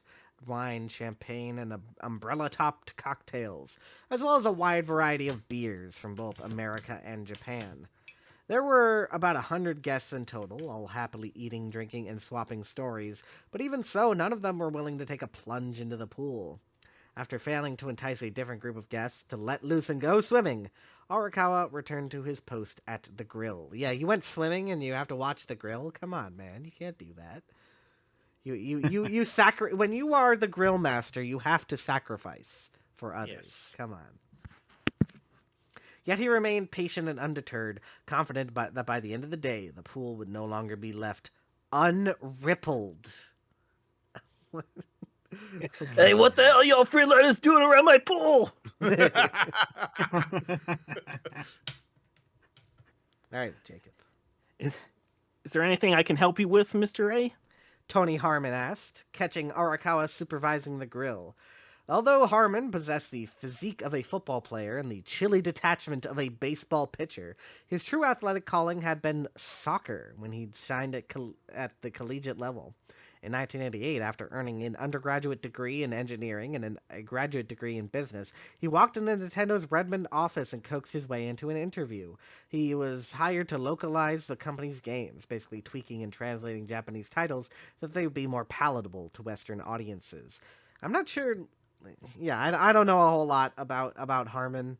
Do they still work for Microsoft? I forget. I'm not sure.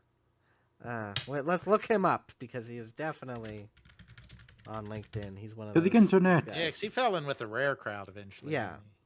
That was his main thing. Yeah. So, This is my guy. no, not your Oh. guy. I thought you said Larson. Nope. Mr. Harman.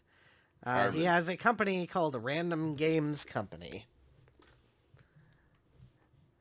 which may or may not be active, but that's a whole other thing. Less than a year later, Harman's relentlessness caught Arakawa's eye and earned him a promotion. Tony! Arakawa exclaimed with a near paternal elation. Hungry? No, I'm not here for that. Harman replied.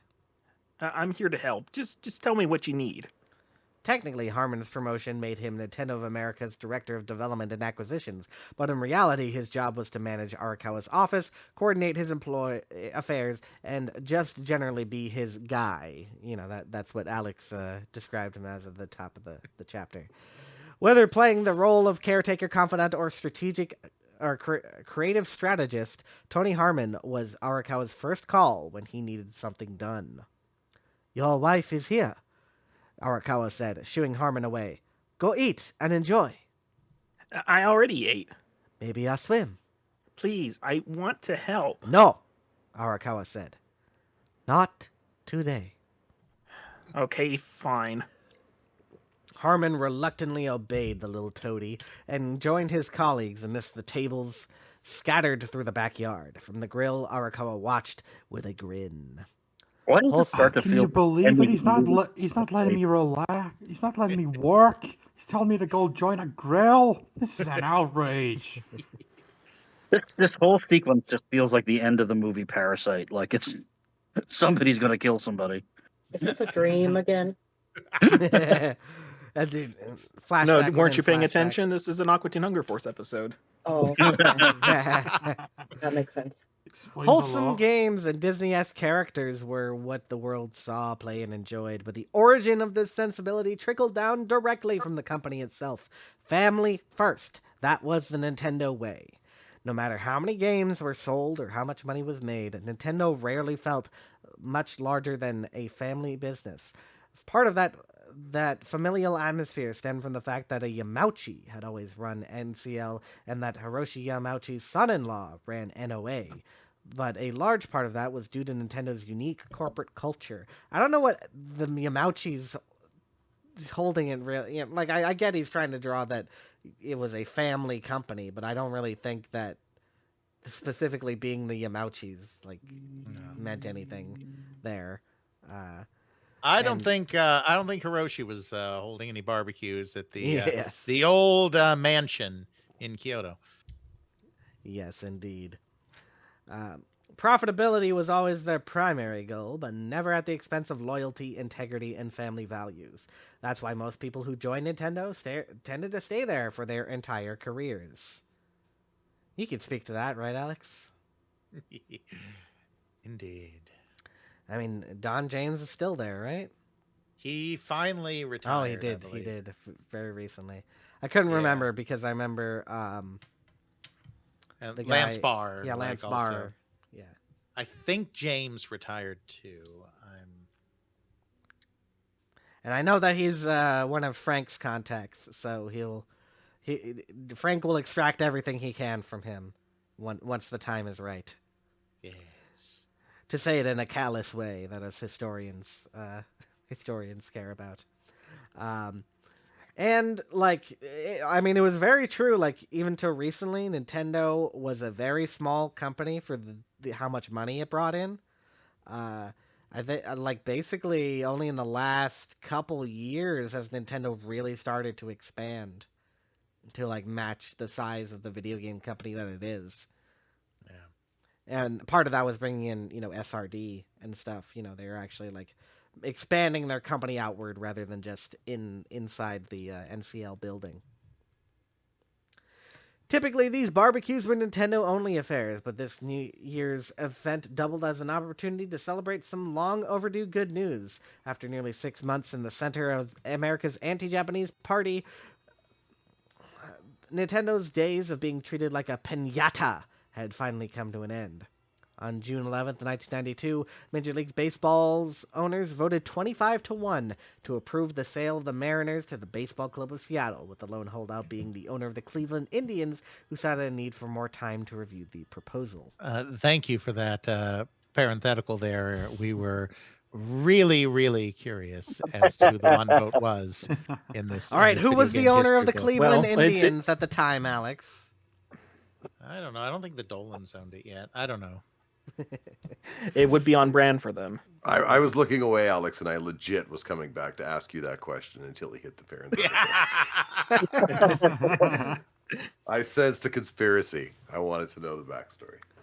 Although this decision ended up being nearly unanimous, getting there had required months of concessions, secret meetings, and ultimately Nintendo's Yamauchi agreeing to accept a minority voting stake.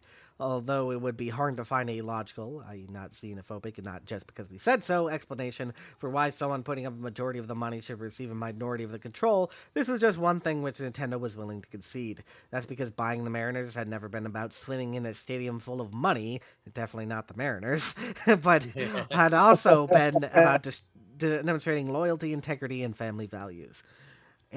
And in honor of this recent news, Senator Slade Gorton, I keep messing this up, and everyone in the ownership group had been invited to join Nintendo's barbecue and get to know their extended family. That's you, Dale. It feels surreal. Chris like the way Larson you spelled stadium full. Which isn't really a word. Chris Larson dear. explained to Gail Tilden and her husband as they lingered beside the yet-to-be-used pool. I mean, Arakawa jumped in. It was used. Okay, so Larson- I thought it just was want to gonna say that is a typo that they corrected. My Kindle edition says stadium full, 2 words. Nice. Huh. He may have jumped in the pool, but there was no ripples. Larson was a former computer prodigy who had started working for Microsoft at age 16 and now 33 had just become a proud new owner of the Seattle Mariners. Of everyone in the investor group, Larson was likely the one who loved baseball the most, as evidenced by his extensive collection of memorabilia and his decision to ditch business casual in favor of a throwback Seattle Rainiers jersey for the barbecue. Yes, this was the Mr. Gabe Newell of his day. I grew up collecting baseball cards. He said, unable to suppress a childlike grin. And now, well, I got a whole team. Is this me? Yes. Yeah. Yes, you're right. I'm glad it all worked out in the end. Tilden said, quickly thinking back on all the undue drama of these past few months. I can't wait to go to one of these games. Especially a playoff game. Her husband joked. All three laughed before switching gears to talk about Tilden's experience at Nintendo. So tell me, what do you do over there? Larson asked. Oh, you know, all sorts of things. She replied. Her eyes lit up in a subtle but special way anytime she talked about working at Nintendo. But typically, I spend most of my days running the Nintendo Power magazine. That's fantastic. It really is. She said, momentarily appreciating how nice it was to have a fun, challenging, and satisfying job with a background in marketing. Such a smooth way to introduce somebody else's backstory, Blake. And he already did. Like, we did this whole section about Nintendo before, and he mentioned Tell me Nintendo more Power. about yourself. Yeah. Wait, and also, her eyes lit up? What does that mean? She's about to shoot you, or? They did call her the Dragon Lady in Japan. Indeed. In a subtle but special way. With a background in marketing, Tilden had never expected to find herself running a magazine, let alone a kids magazine, but with the unexpected nature of the journey was part of what made it fun. There were always fires of assorted sizes to hose down along the way, particularly over the past year. Now that Nintendo had 3 different systems, NES, SNES, and Game Boy, juggling coverage without alienating readers had become something of an art. While Tilden was gymnastically coordinating this balancing act, there was also the departure of Howard Phillips to figure out. In addition to serving as Nintendo's game master, Phillips had also starred in the magazine's comic strip Howard and Nestor and reviewed games along with Ton James and Tony Harman. Okay, are they No, they're not the 3. Because Mr. Arakawa was one of the top 3 that reviewed games. In order to avoid another situation in which a single Nintendo employee was elevated to celebrity status, Nintendo didn't appoint a second game master. Howard was written out of the comic strip, and Tony Harman assumed a greater role when it came to the games. So I think he got subbed in, basically. I don't think he was ever part of the original Big 3 who were part of the review Howard process. Phillips died on the way back to his home planet. A lot of Simpsons references tonight. In fact, Harman's role grew into what Phillips had always wished his job had entailed, not just evaluating games, but developing them as well. Every now and again, there are some bumps in the road, Tilden said about running the magazine. but it looks to be smooth sailing ahead. Wait, bumps in the road, smooth sailing. Mixing metaphors again, Harris. We're not going to let you get away with it. And Alex, as a Nintendo Power reader, did you feel gypped when they didn't give you more Game Boy coverage? No, I didn't own a Game Boy. Ah, That's how you avoided it. But do you know what they say about Tony Harman? I believe that he will be able to strike the right balance. Yes. Ah. Yes. Yeah, well, it Tilden's wasn't Alex that time, so it doesn't count. Tilden's words reflected a renewed excitement in the air. After a shaky start to 1992, the pendulum appeared to be swinging back in Nintendo's favor. Sega may have had been the first to put out a 16-bit system, but Nintendo's aggressive price drop, matching Sega at $99.95 at CES, allowed the Big N to reclaim any market share they might have lost to their new foe. In addition to the pricing, there were several factors responsible for the recovery, including Perrin Kaplan's PR savvy and John Cicale's incredible in-store displays, but above all, the resurgence could be attributed to what had always defined the Nintendo experience. Good games. It wasn't a quote. I know. I was just dramatically pausing. Oh, okay. Very As if there was nothing there. Yeah, that was kind of the joke, but What's you know. what's the word again that we use for a good game? Oh, Oh, yeah, no. the game speak. So, Shit. Is it Hedgy Wedgy? No, Is that no. Hedgy Wedgy? Hedgy believe that's the Wedgy is, theme. No, that's Sonic Sonic. stuff. Yeah, no, it was You've all Double collectively D. blocked that out of No. our memory. I'm glad that we don't remember this. Sega still had the larger library, but Nintendo's roster was growing quickly, and unlike their competitors' games, which they viewed as a mixed bag of awful, unacceptable, and above average, Nintendo's games were all above a certain threshold of quality. Yeah, who wants to look up what was in the first wave of SNES games? And tell me? No. They were all above Skeet Shoot. They were above a certain level of quality. Hey, you were defending that in your last episode, Alex. Oh, I was Come not on. defending Skeet Shoot. I was saying that you should not only look at Skeet Shoot when discussing games by Apollo. I did not defend Skeet Shoot, for the record. I don't want this stream coming away thinking I defended Skeet Shoot. I am not a monster.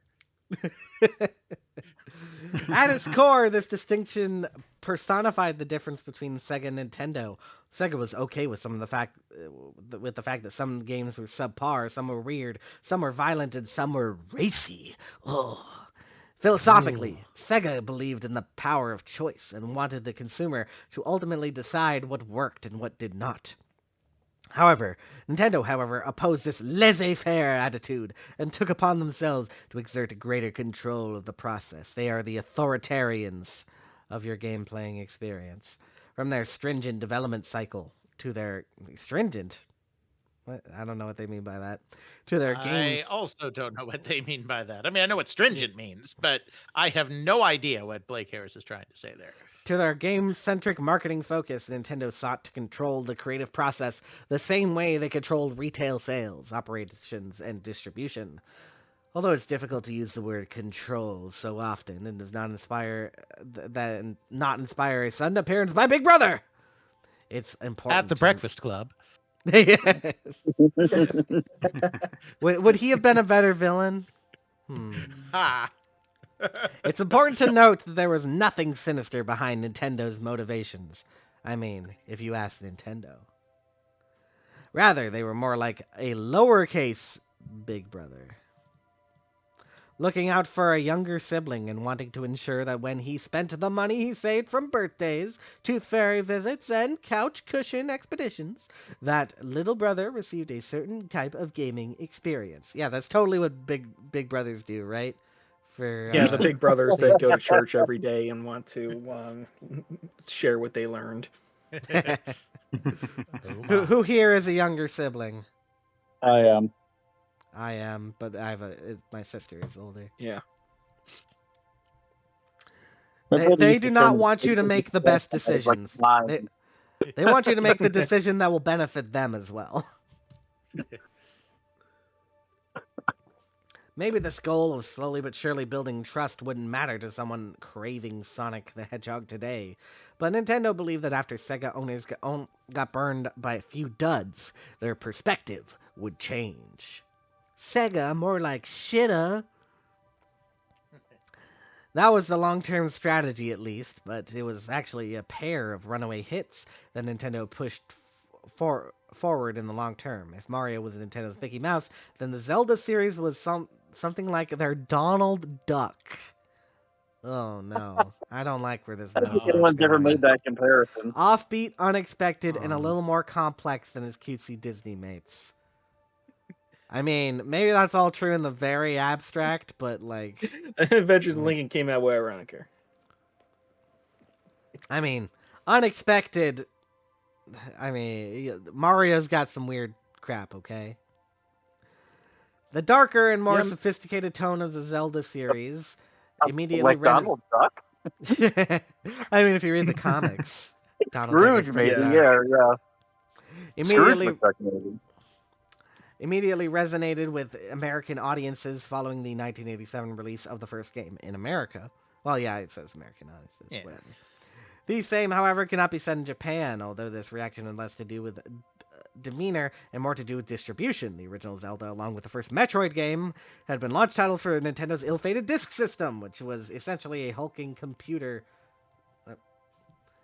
drive that connected to the to the Famicom and played tiny rereadable diskettes instead of standard cartridges. The logic was that someone had beaten a game or just simply got bored with it. They would bring the reusable diskette to a disc writer, and at their local toy store, not toy store, they had specialty retailers for this, and pay a small fee to erase the old game and get a new one. Although Nintendo appeared to be walking on water through much of the 80s, this is one example where they ended up getting soaked. The disc system was poorly received to the point that NOA chose not to release it in the United States. Well, because it wasn't poorly received by the public. It was poorly received by the third-party developers who got a paltry royalty out of it, while Nintendo pocketed all of the savings from no longer being on cartridge.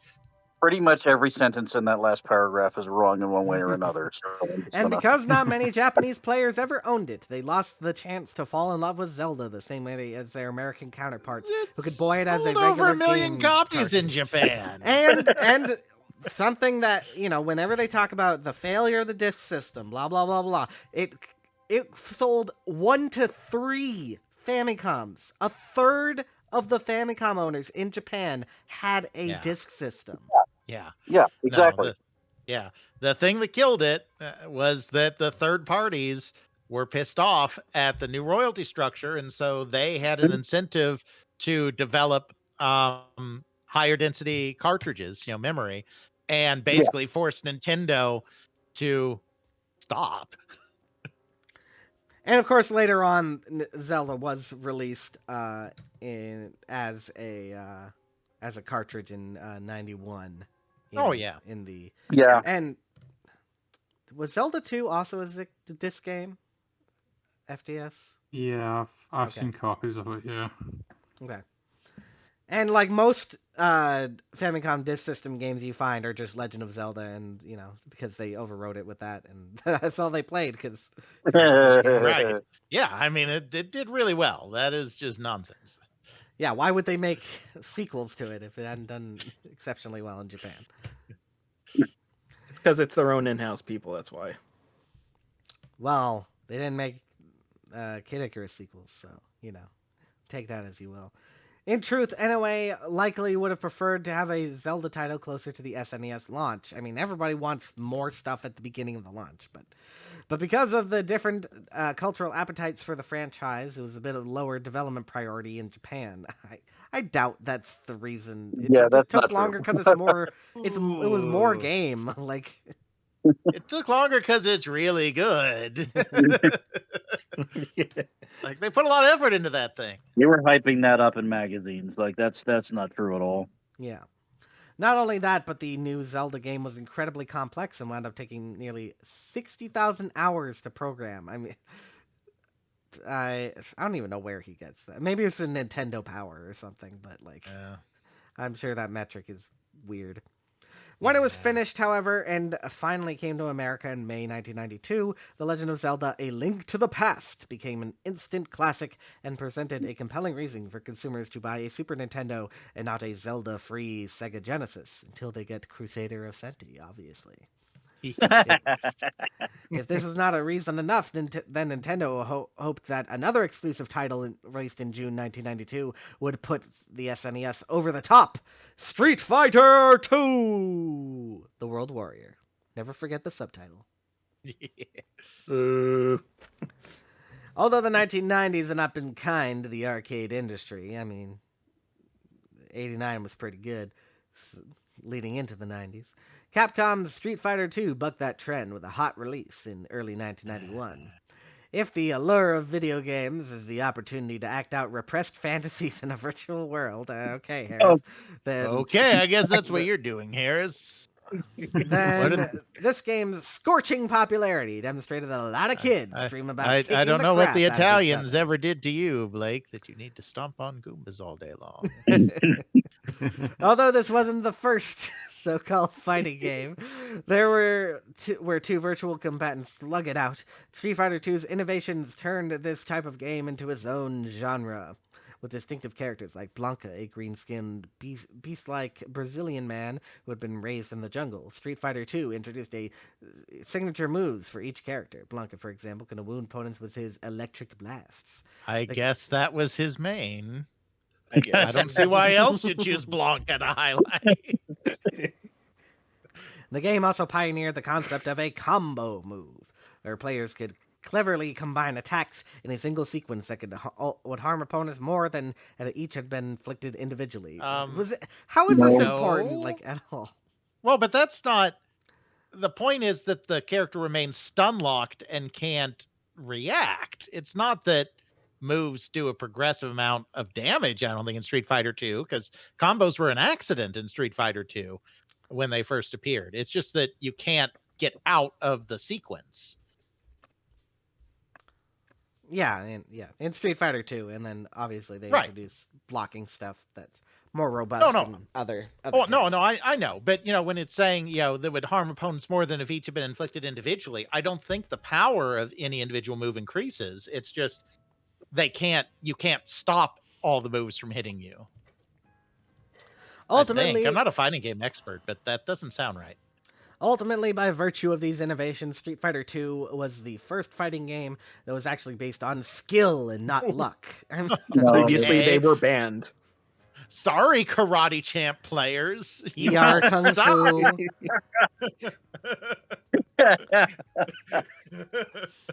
That's what made it really click.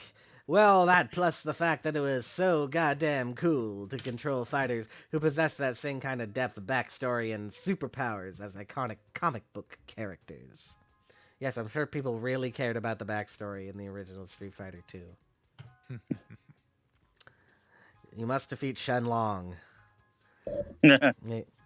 Given the arcade game's runaway success, Nintendo naturally wanted to license a home version for the Super Nintendo. But also naturally, Sega wanted to do the same, but those desires fell short when the close personal and professional relationship between NCL and Capcom in Japan enabled Nintendo to obtain exclusive rights to the game. As a result, in the summer of 1992, Nintendo had 2 must-have games that weren't available for the Sega Genesis, and there was a third on the way, Super Mario Kart, a fun-for-all-ages go-kart racing game scheduled for August. Yes, I'm sure the Genesis had ever a possibility of getting Super Mario Kart. And by the way, if you've not read the Street Fighter II oral history by Matt Leone, right? Matt Leone, yeah. By Matt Leone, you should definitely read it. It goes into the how they got it on the Genesis eventually, because that was a push from the American side of the company, and it's quite interesting.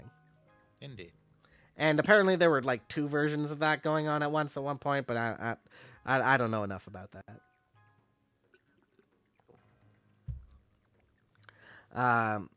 Part of the beauty was that, for the first time ever, it brought together all the key members from the Mario universe and Donkey Kong Jr., with the option to play both as the heroes and villains from Mario and Luigi to Bowser and Donkey Kong. It had the strangely wonderful effect of giving players the feeling that this is what life was really like in the Mushroom Kingdom. Yes, people were really wondering about this. It was that cinema variete that really drew in the kids. Yes, and they spend all day and night driving around tracks and not doing anything else. That's life. As if when these characters weren't busy trying to save the world, yes, Bowser, they were all just hung out and raced each other for fun. I mean, I don't think Mario cares about saving the world. He just needs his... He just wants to get laid. Exactly. I gotta do what I gotta do, huh? Sure, they threw banana peels at each other and fired off the occasional heat-seeking red turtle shell. Is that how it... In Super Mario Kart, does it have... Do the red shells... If there's Yeah, if the there's red one shells thing seek that, you out, and the green shells just go in a line. Yeah, if there's one thing that Super Mario Kart cemented in the lore of the Mushroom Kingdom, it's what they had for diets. In the bananas, turtles, and mushrooms. But that didn't change the fact that they seemed to have a special friendship. Beyond I was just going to point out, remember everyone, we are still at a cookout circa 1992. Yes. That is the scene for all of this. Why aren't you in the pool? That's right. Don't you make them go out of the pool! Wait, Beyond guys, the I just frivolous realized- fun. There was a technical... Oh, sorry. Go ahead. Considering the whole company will be there, that probably means there's a few sharks in the pool. No lawyers. Can you imagine a world without lawyers? The Simpsons again. Beyond the frivolous fun, there was a technical aspect to Super Mario Kart that everyone at Nintendo convinced they'd be riding through Victory Lane. Oh, it would, the chapter title! There it is! It's the chapter title! Well, they're not going around Victory Lane. They said through Victory Lane. Yeah, it would be the first game for the Super Nintendo to effectively take advantage of this system's Mode 7 capability. Sorry, yeah, F-Zero, you suck. Yeah, no Pilot Wing, no F-Zero. No Castlevania 4, come on. Which was a graphics mode that enabled background layers to be rotated and scaled in such a way that a three-dimensional graphic could be achieved. It's not really, but that is not what Mode 7 is doing. That is a very flat plane. Nintendo was well aware that this esoteric feature was not reason enough someone to buy the game, but if the marketing team could somehow show consumers that the technology made a good game great, and in the course of doing so make it clear that the Super Nintendo had this Mode 7 and Sega most certainly did not, then that might be enough to take over the 16-bit market once and for all. Yeah, that's why F-Zero and Pilot Wings were launch titles. For that exact reason. I mean, like, and Norm pointed out in his Super Mario Kart video, like, it was not actually that big of a release when it came out. Like, people weren't really that excited for it, but then it ran away as a success.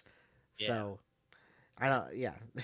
they were not betting their future on Super Mario Kart. The future looked bright, and whether retailers loved or hated Nintendo, the great software available, the greater software to come, and the well-priced hardware were now too much for anybody to resist. Not even Target. So I get a call from the buyer at Target. Peter Mann explained to a small group of colleagues and spouses huddled around him at the barbecue. And he says they'd like to start doing business with us again. Now, I have nothing but the utmost respect for these Target guys. Real classy bunch. So I feel comfortable needling him a little bit. I said, that's very interesting to hear, but what about all these philosophical differences that I've been hearing about? He laughed, a real nice, sincere one. And he says to me that there are philosophical differences, but he realized that between the two, he preferred Nintendo's philosophy. Everybody chuckled. Refilled their drinks. Picked up the food and continued to decline Arakawa's invitations to go swimming. Of course, he would be the one. This joyous cycle continued for hours until the sun began to set. Guests took this as their cue to go home. But even as the celebration thinned out, many of the Nintendo's longer tenured employees still remained. Maine, Lincoln, White, Harman, and pretty much anybody who could positively identify Rob the Robot. Harman wasn't there in '85. You can't identify no Rob the Robot. These were the people who, no matter what, would forever be bonded by an incredible experience. And no Tilden. She's not here, apparently. They hadn't chosen each other, but they had all chosen Nintendo. And that meant that despite their differing personalities, they all shared a unified philosophy. For better or worse, they were part of the same family. And thank God these past few months had been veering toward the better. By the time it happened, nobody remembered whose idea it was, but the men of Nintendo found themselves swimming in the pool. Because of the little drinks, the laughter, and the intrinsic nature of barbecues, the last few hours had become a blur. What beer were they drinks, drinking, the guys? laughter, and the intrinsic nature of barbecues, they all developed stomach cramps and drowned. There were no survivors. That was All of a sudden, this turned into King of the Hill. now, what beer were they drinking? They don't see like PBR Propane. types. Well, they said a mix of American and Japanese beers at the start, I think. Yeah, some so Sapporo It could would have be good. depended on whichever one everyone else didn't like. So it was all the all the worst ones. Well, nobody dislikes Sapporo, so I guess that was gone already. Because, but like the moonlight shimmying through the water, it was a nice blur to be part of. They weren't quite sure what tomorrow would bring, but they were confident that everything would work out okay, as long as they continued to do things the Nintendo way.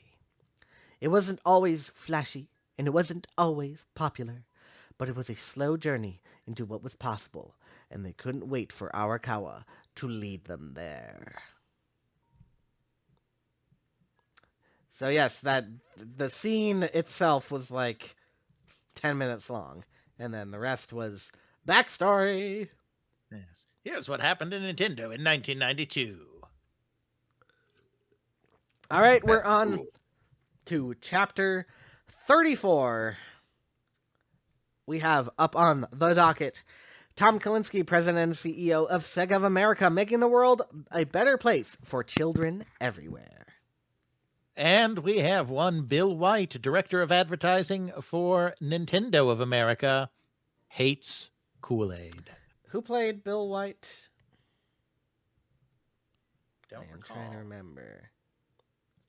I beg you, don't cast No, me. I'm, You don't I'm not because it's an ongoing role. We're not gonna cast you. An ongoing role. It's sounding like I think it might have been Ken. Oh yeah, it might have been. So. All right, Jumpman, you'll pick this one up for now. Sure. Until we remind ourselves. I have all the cast lists on all the videos and everything, so you can indeed look this up.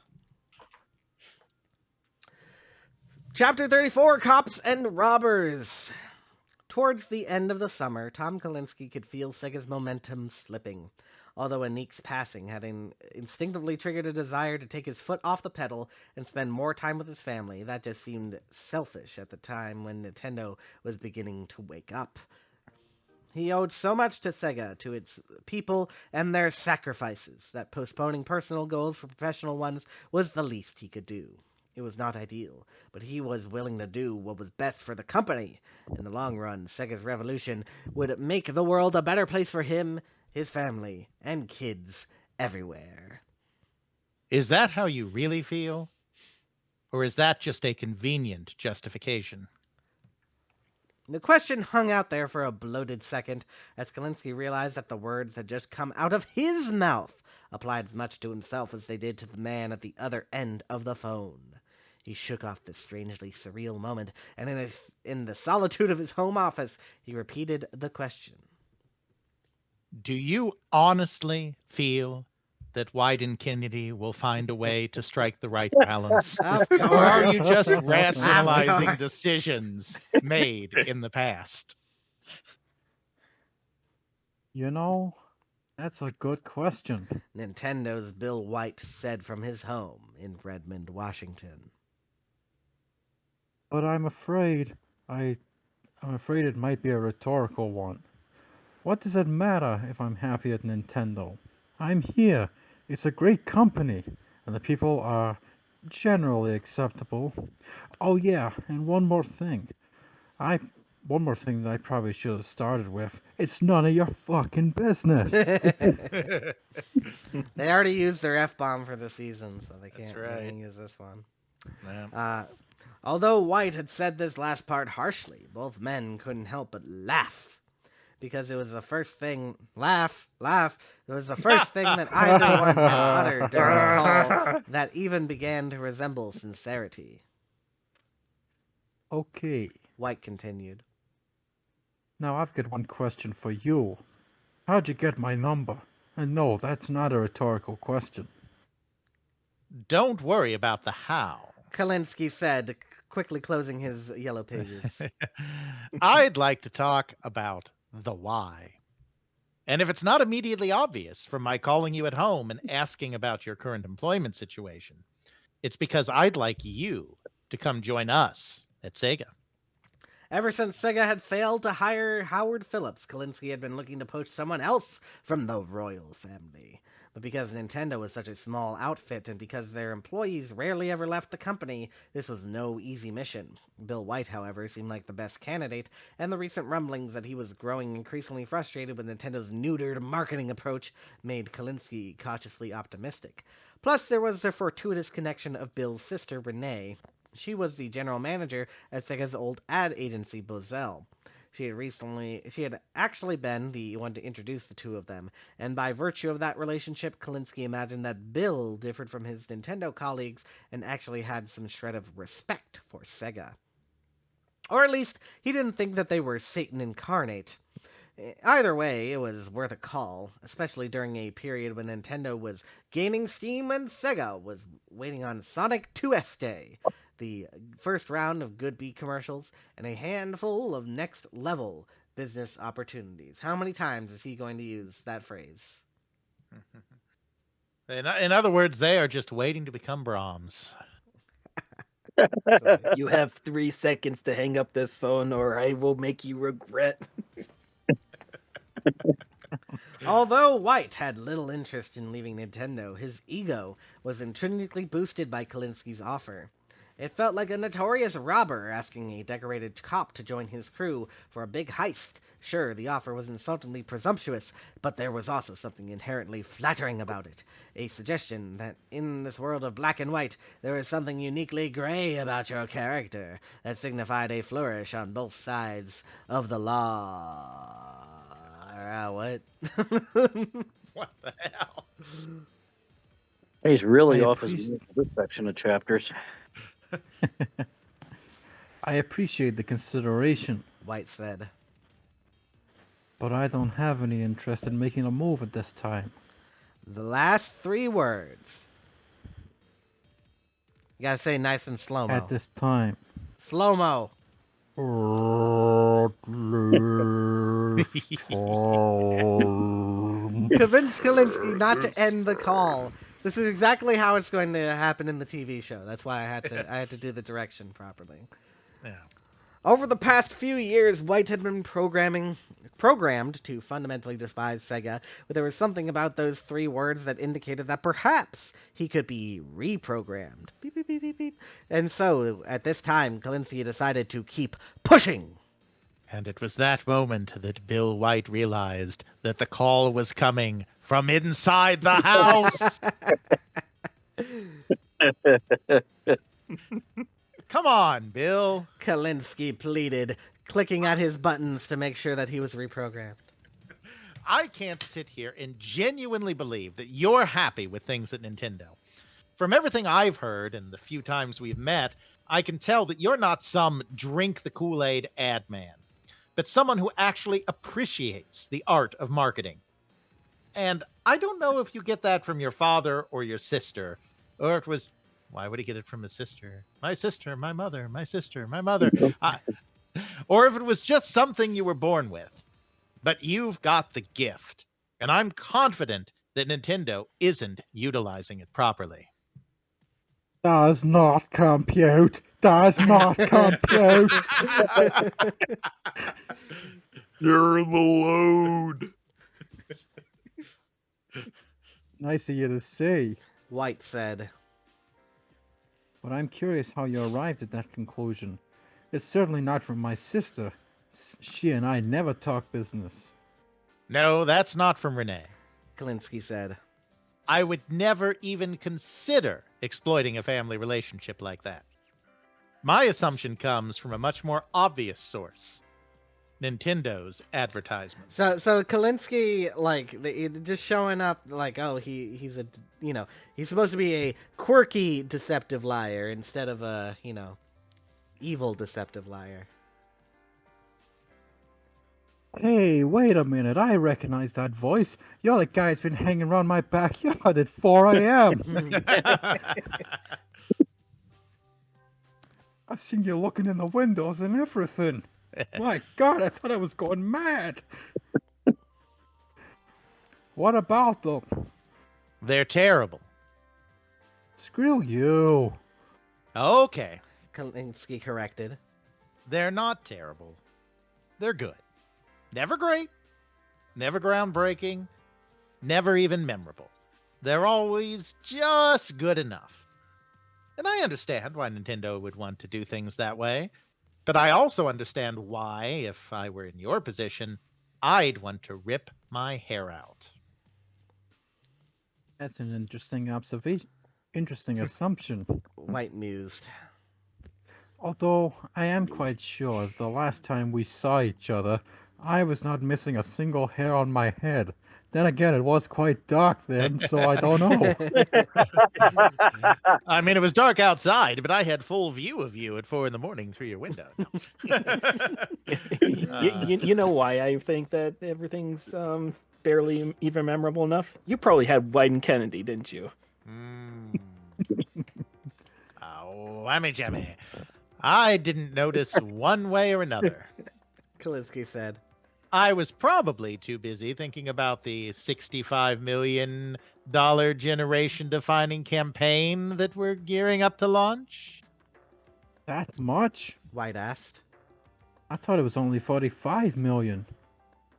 Don't believe everything you read in the press. Kalinske said. Besides, does it really matter whether it's 65 million, 45 million, or even just $5 million? It's money that will be spent on actual marketing, messaging, branding, influencing culture. Influencers. Yeah, that's right. People are going to be talking about this so much that I bet the water cooler business doubles. Ah! White replied. And the unfounded, self-aggrandizing business might triple, right? Look, you're obviously someone who... What about the movie? Kalinske cut in. What's that supposed to mean? I know a few journalists, and except for this one Kate Willard person, they seem pretty convinced that what's happening in North Carolina is a complete disaster. That's a lie. White said, knowing full well what Kalinske had said was, in fact, the truth. Or at least, it had been when the Los Angeles Times writer Richard Staten visited Northern California film set earlier that summer. The movie in question was Super Mario Bros., the same one that Peter Main had excitedly announced at the Consumer Electronics Show back in January 1991. Hey, Tom, why don't you do yourself a favor and heed your own advice? Don't believe everything you hear from the press, especially the lies. Like every movie ever made, Super Mario Bros. Started off with the best of intentions. Yes, not accounting fraud like a lot of other movies. But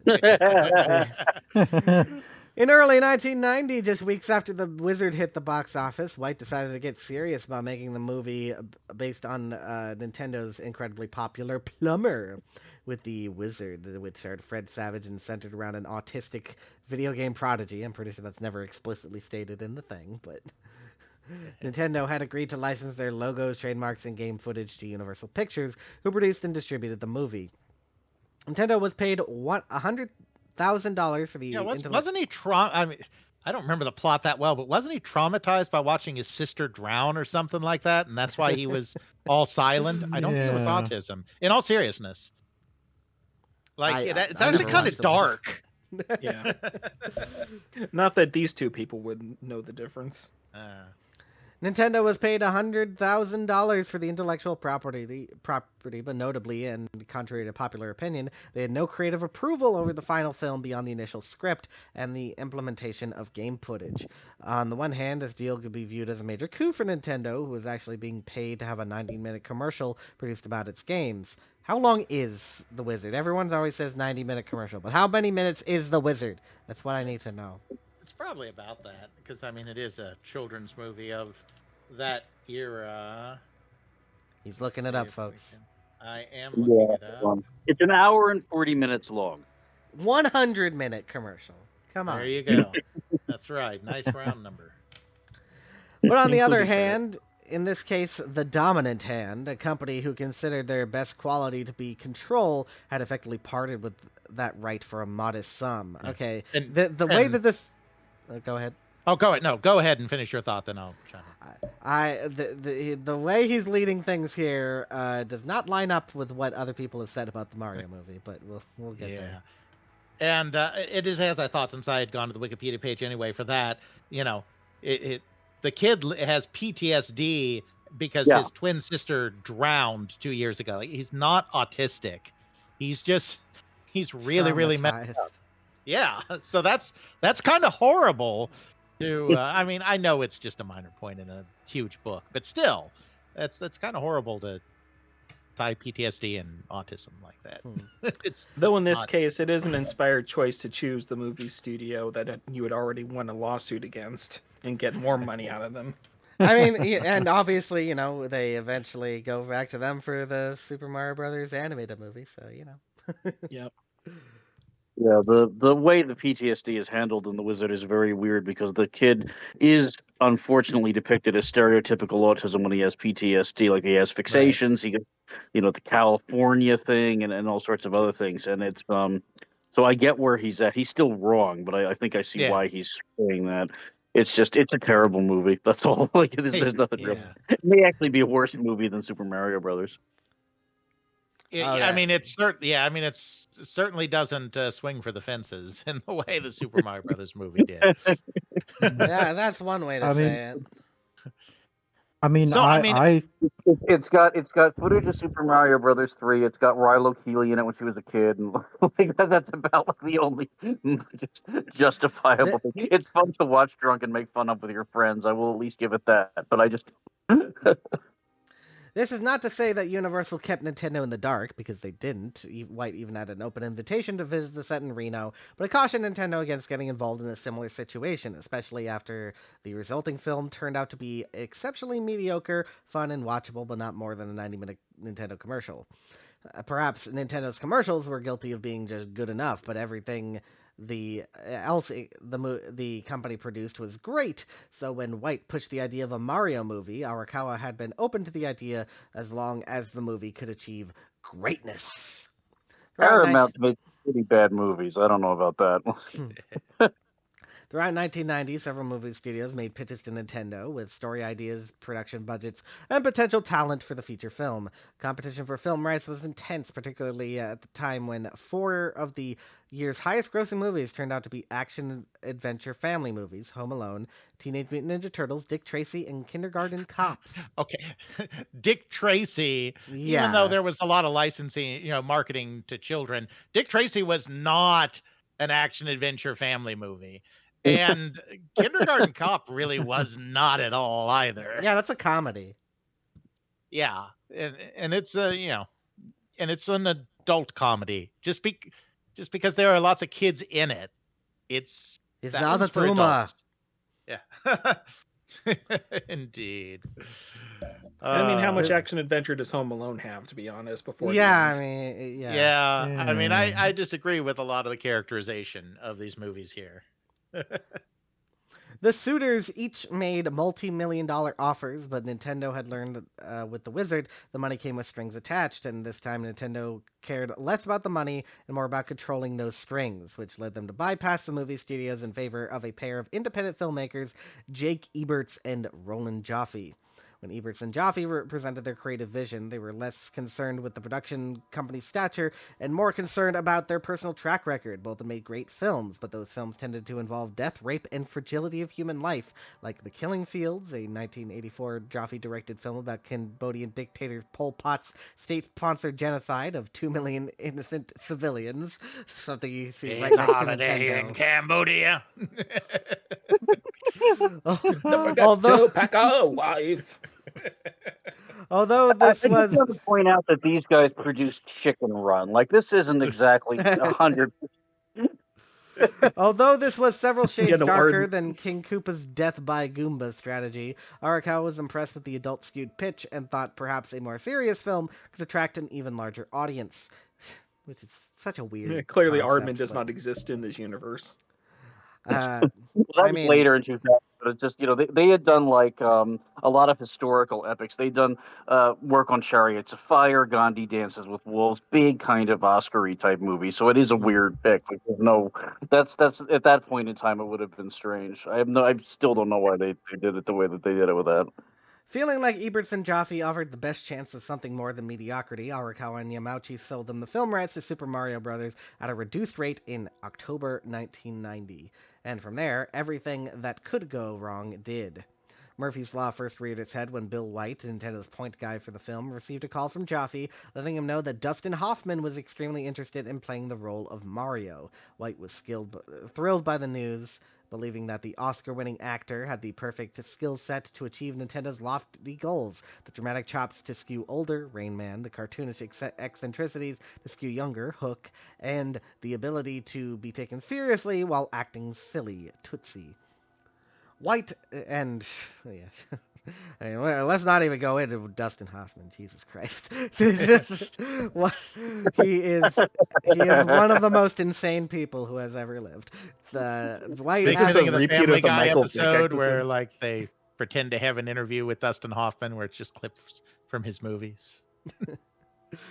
What White asked Jaffe to set up a meeting and then excitedly brought this news to Arakawa, who didn't share the same enthusiasm. Instead, he just kind of scratched his head and said that Hoffman wouldn't be right for the part. In traditional Arakawa fashion, when he was asked if there's any particular reason why not, NOA's president thought for a moment, squinted ever so slightly, and then quietly said no before moving on to the next thing.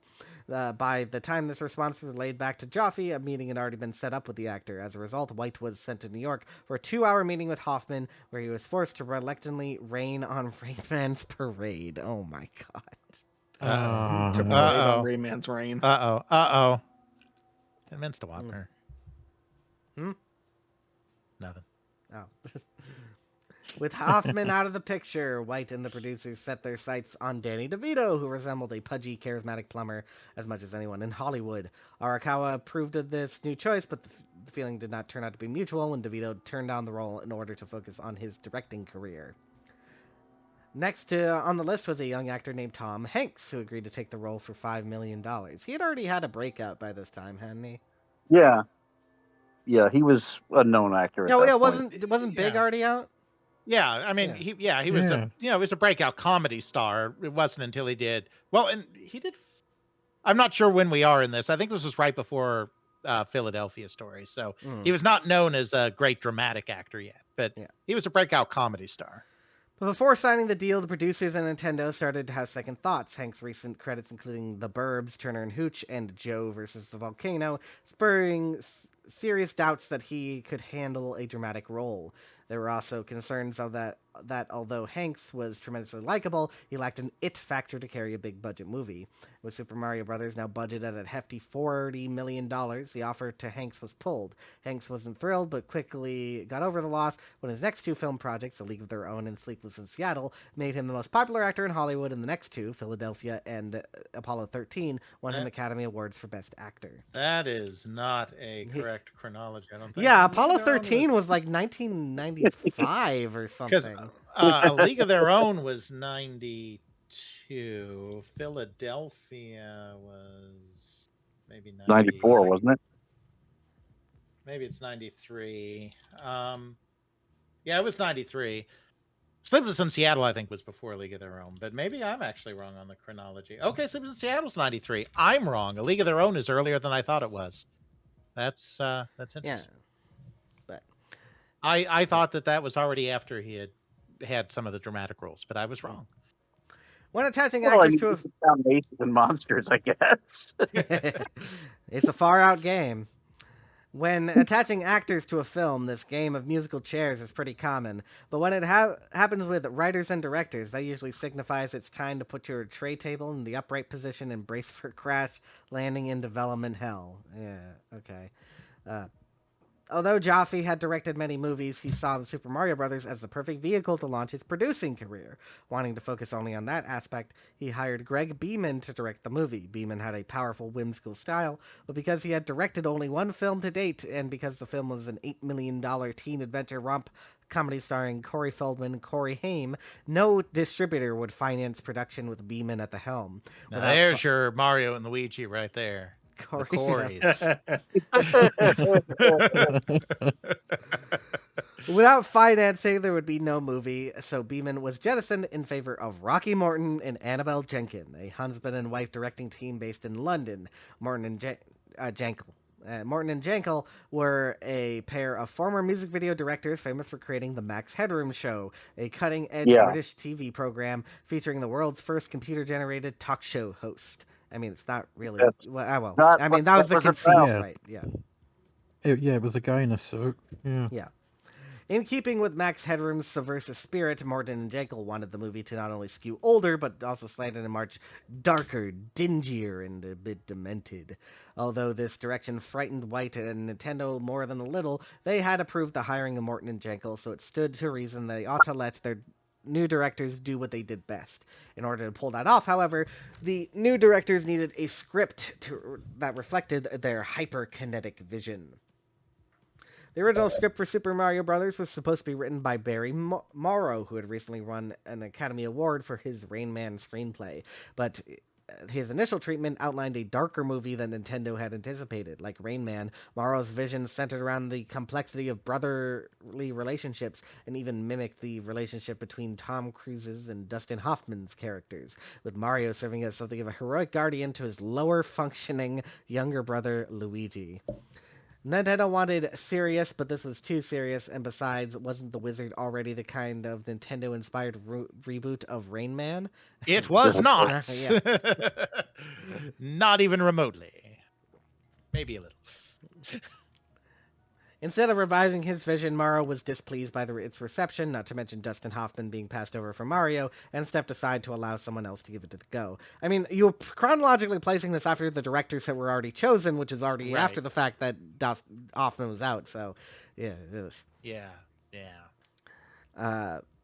As a result, while the press kept printing stories about how an Oscar winner was bringing Mario to the big screen, the first script was actually penned by Jim Genuine and Thomas S. Parker in early 1991. Genuine and Parker were an unusual choice given that they had no previous screenwriting credits, it shows. But although they had lacked experience, they possessed something that Hollywood valued even more: heat.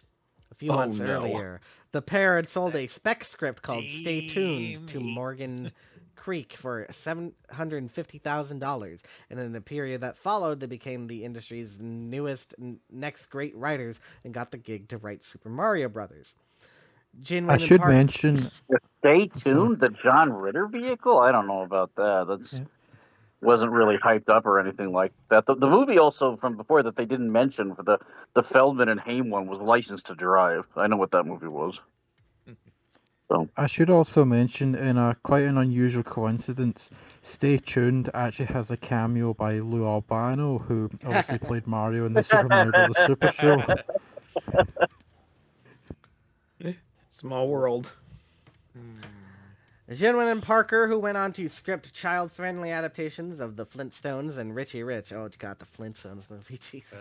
Oh, they wrote a lighthearted, modern-day fairy tale that upped the ante for an adult audience with complex characters and tongue-in-cheek humor.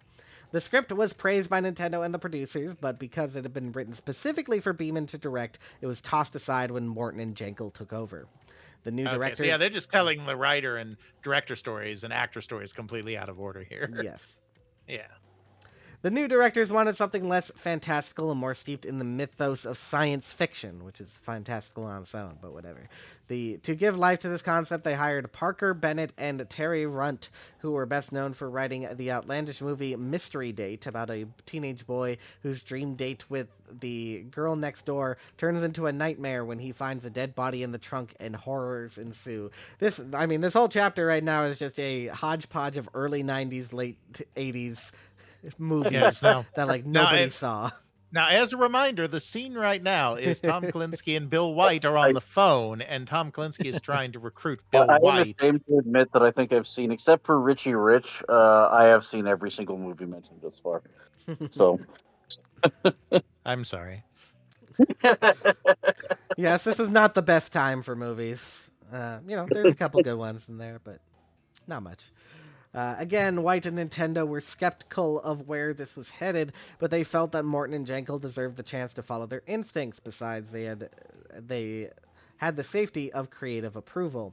To Nintendo's surprise, the sci-fi script was actually not so bad. It had a futuristic flair of a space opera, but still contained many enjoyable fantasy tropes, like Mario and Luigi being at the center of an age-old prophecy and a magic talking book that aids the plumbers on their quest through a mushroom-infested reality. Beginning of Paper Mario there. By mid-1991, the project now seemed to be moving in a direction that satisfied Nintendo, the producers, and the directors.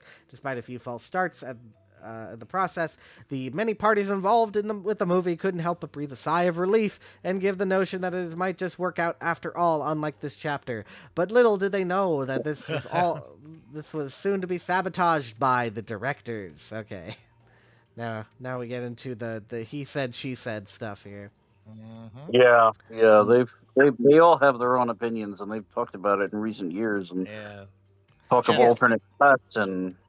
Generation Xbox has a great chapter on this. It's a great book in general about attempts to do adaptations of video games into movies.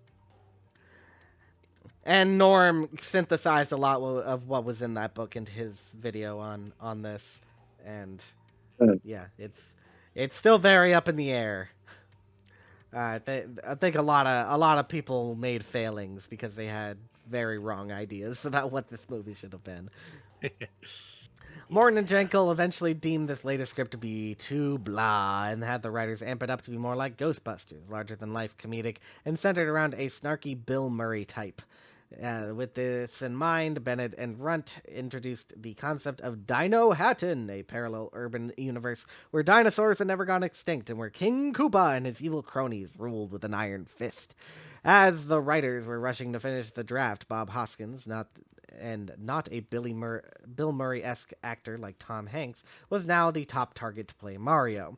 And major revisions were needed. With the financiers pressing the filmmakers to get the movie into production, the directors fired the writers and replaced them with Dick Clement and Ian LaFrenas, who delivered something more in the action-packed vein of Die Hard, and whose script even included a scene where Bruce Willis made a cameo tunneling through the air decks of King Koopa's castle. Oh my god. This is like in the game Normality, where you go into the sewer and you find these ninja turds. Nintendo and the producers saw the script and wanted something more grounded, which led Clement and Lefrenas to write another draft, which had the realism that Nintendo wanted, the grit that the producers desired, and the off-kilter dystopian feel that the directors craved. By appeasing all parties, this March 1992 draft was sent out to potential actors and proved sturdy enough to entice Bob Hoskins, Mario, John Leguizamo, Luigi, and Dennis Hopper, King Koopa, to sign on to the movie. Production was slated for 2 months later in North California, and Carolina. And things appear to be back on track, but producers Jake Ebert and Roland Jaffe began to worry that the script's current iteration was too far removed from the video game sensibilities and needed to be made lighter and more fun. Nintendo agreed that the tone was more mature, but with Sega beginning to attract older gamers, maybe more mature was a good thing.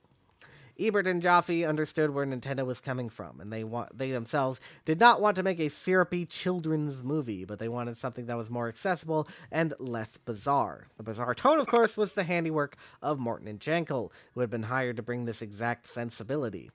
By this point, however, the producers realized they had made a huge mistake with their choice of director, and with Nintendo's permission, they hoped to salvage any chance at a blockbuster by bringing in some script doctors. Nintendo consented, leaving Ebertson Jaffe to hire Ed Solomon, Bill and Ted's Excellent Adventure, and Ryan Rowe, tapeheads, to punch things up before filming began in May.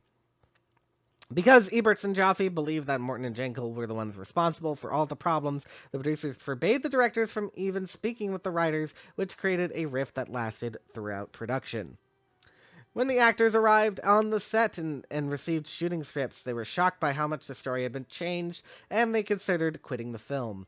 The producers then tried to rehire Dick Clement and Ian LaFrenas to undoctor their already doctored script, but they were not available. Instead, Parker Bennett and Terry Runt, who had written the draft that Clement and Frenas had once upon a time redrafted, were hired to and flown down to North California. Carolina, sorry. It's just my brain. Upon arrival, Bennett and Runt worked closely with the producers, directors, and cast members to make the script changes on the fly and play the unenviable role of creative peacemakers. Their already difficult job was even more frustrated by the fact that the actors weren't talking to the directors weren't talking to the producers, and nobody was talking to Nintendo. Not that Nintendo really should have been interfering, especially at this point. However, as a reminder, at this very moment, Tom Kalinske is talking to Bill White on the telephone. Over the next several weeks, things went from hell to Inferno's seventh circle. I mean, that's still hell. That's still hell. And like, what? Talking about the Mario movie for 20 minutes. Get out of my house. And the Inferno is not a place. The Inferno is a poem and should be capitalized and italicized and such. Yes. The directors lost any remaining allies when Morton poured hot coffee on an extra he didn't think looked dirty enough, but amazingly the scene incident was soon trumped by another. Bob Hoskins and John Leguizamo disliked working on the film so much that they began drinking on set, which may or may not have been the reason behind Leguizamo crashing a car and injuring his fictional brother during production, which resulted in Hoskins having to wear a cast, which can be seen in various scenes throughout the film. For the record, Morton does deny the hot coffee incident. Yes. I mean, there's a lot of he said, she said around all of this. Yeah. Again, watch Norm's video. Only the second worst hot coffee incident. Right. With all the chaos, the production schedule ballooned from 10 weeks to 15, forcing the producers to scrap the original climactic finale that would have featured Mario scaling the Brooklyn Bridge and saving the day by dropping an explosive bomb down King Koopa's throat. That would have been weird in live action. Instead, they opted for a much cheaper alternative of Mario simply shooting King Koopa with a gun. Ah, the Raiders approach. Yes, the Raiders approach. Sorry, your finale was dropped off a cliff. The entire production was an unmitigated disaster. Bill White knew that, and he had seen it firsthand, but still, a part of him couldn't help but wonder if things might turn out okay after all. Drama and insubordination aside, they at least shot enough footage to piece together a coherent 90-minute film. I mean, coherent in big quotation marks here, but... Also, I'm curious if it is 90 minutes, because we got the 90-minute thing going on here again. It's about twice that long. It's 104 minutes. And you know that long expository scene at the beginning? Mm-hmm. There's a reason it's there. And I think there's a cut of it that have even additional material in it as well now. Oh, the work print was discovered, and a group reassembled and cleaned it up a little bit. We watched that one as a GA group once upon a time. And Kate says it redeems the film, but she's wrong. I'm sorry. It's just... It's already redeemed, is what you mean. We love you, Kate, but no. 5 of 5 stars. How many of you have watched the Thousand Fingers of Dr. T? Movie? It's better than Highlander 2, at least.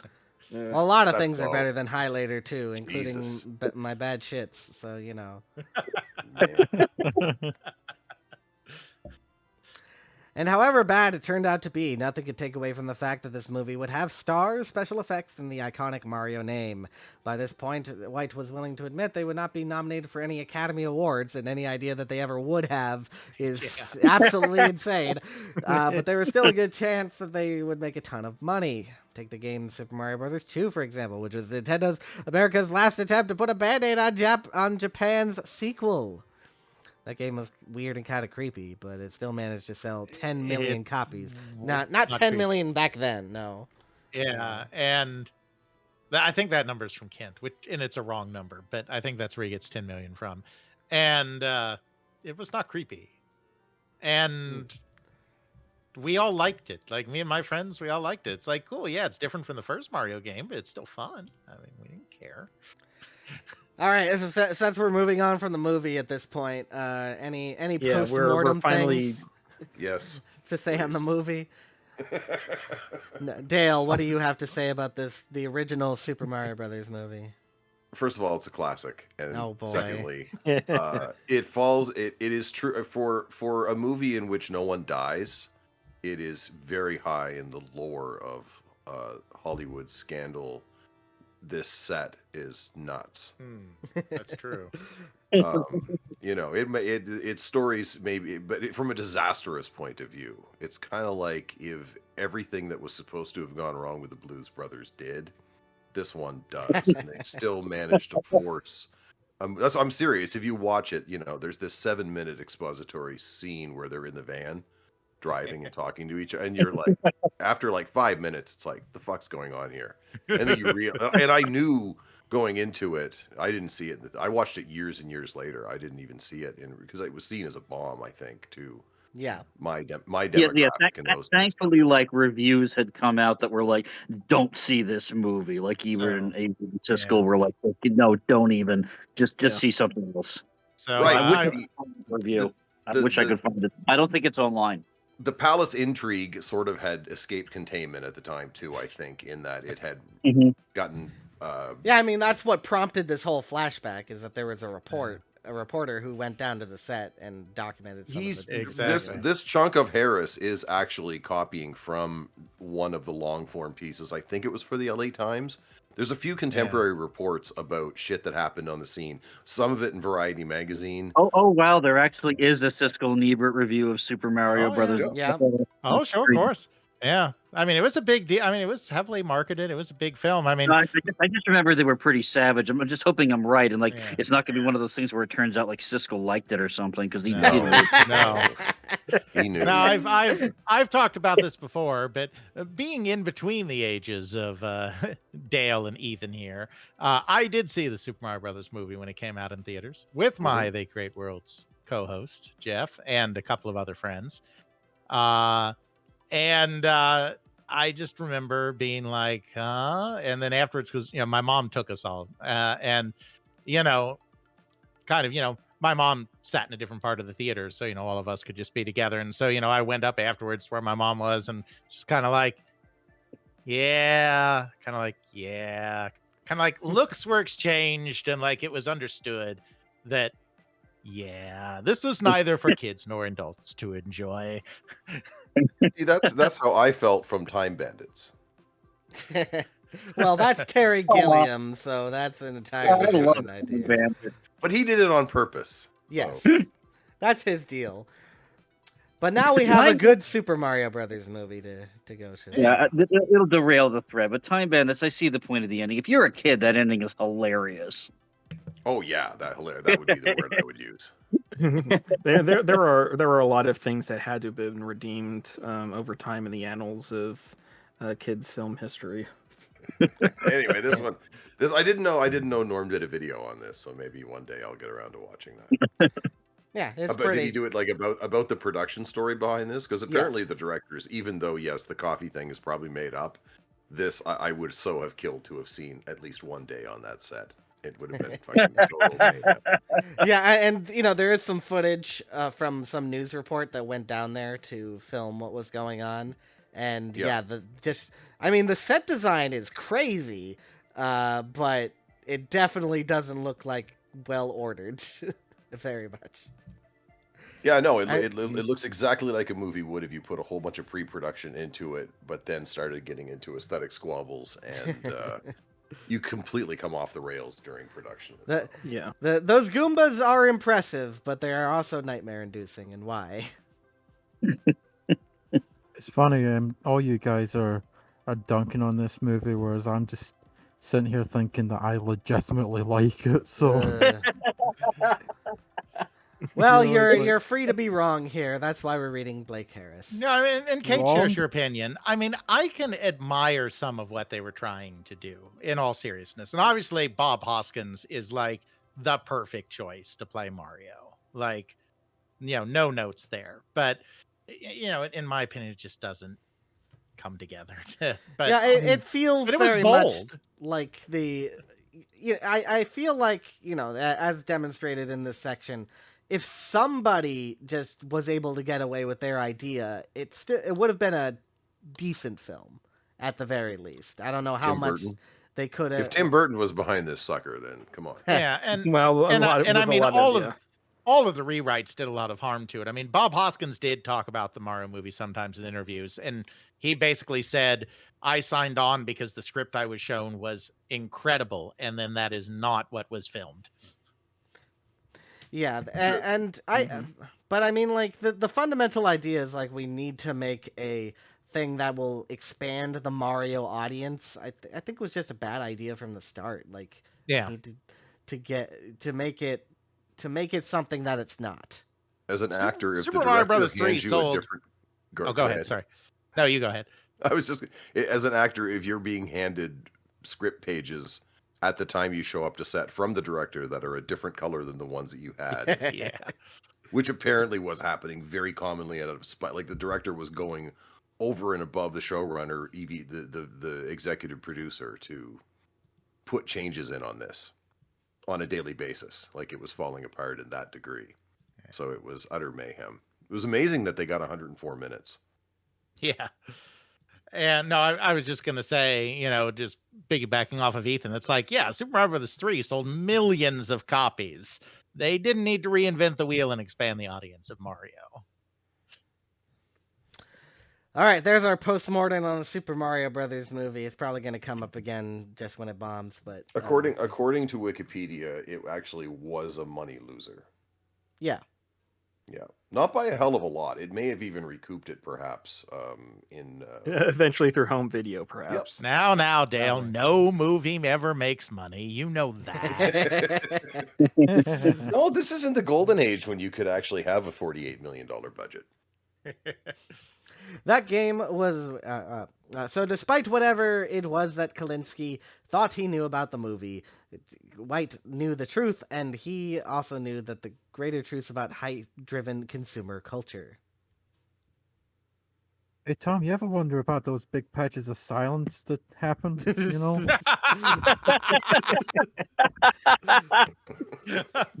It's like there's some narrator somewhere reading off the history or something, and we can't hear it. Oh man, were we having a conversation? I think I zoned out there. I'm sorry. For just a second. I'm sorry. But, It's where it's was I? narration Oh, in my own mind. That's right. I remember now. I am sure that Wieden and Kennedy will find a way to strike the right balance. Oh my god, the phone bill's going to be insane. Well, it doesn't matter. They both work through the biggest companies in the industry, so. Yeah, we'll just put it on the taxes. Nobody will ever know. I don't know what you've heard, White said to Kalinske. but I'm more than happy to bet you that it'll wind up being the highest grossing film of the year. Well then, Kalinske replied. I guess I need to get myself some better sources. I just figured that if the movie turned out to be as bad as a few folks have been saying, Nintendo is going to be looking for a fall guy. And you think that'll be me? What happened to speaking in theoreticals? Good point. White said. I don't think we should be speaking at all. I appreciate the call, and honestly, I'm flattered by your insults. But it's time for me to go, and also stay the hell out of my garden. Mr. Kalinske, I'm flattered and maybe just a little bit curious, but the answer is no. Like, work for Sega. Mario needs a new movie. Work for Sega. Mario needs a new movie.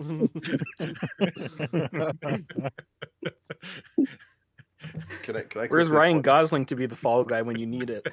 Can I quickly point out that this movie premieres at the end of May in the same year? Now they're saying this will be the biggest box office smash of the year, even if we don't win the Oscar, against The Fugitive and Jurassic Park. Yeah, Jurassic Park. I forgot. They didn't It was quite get doomed there, from the start. I think is what I'm getting at. But I think we know which one was truly the superior dinosaur movie of 1993.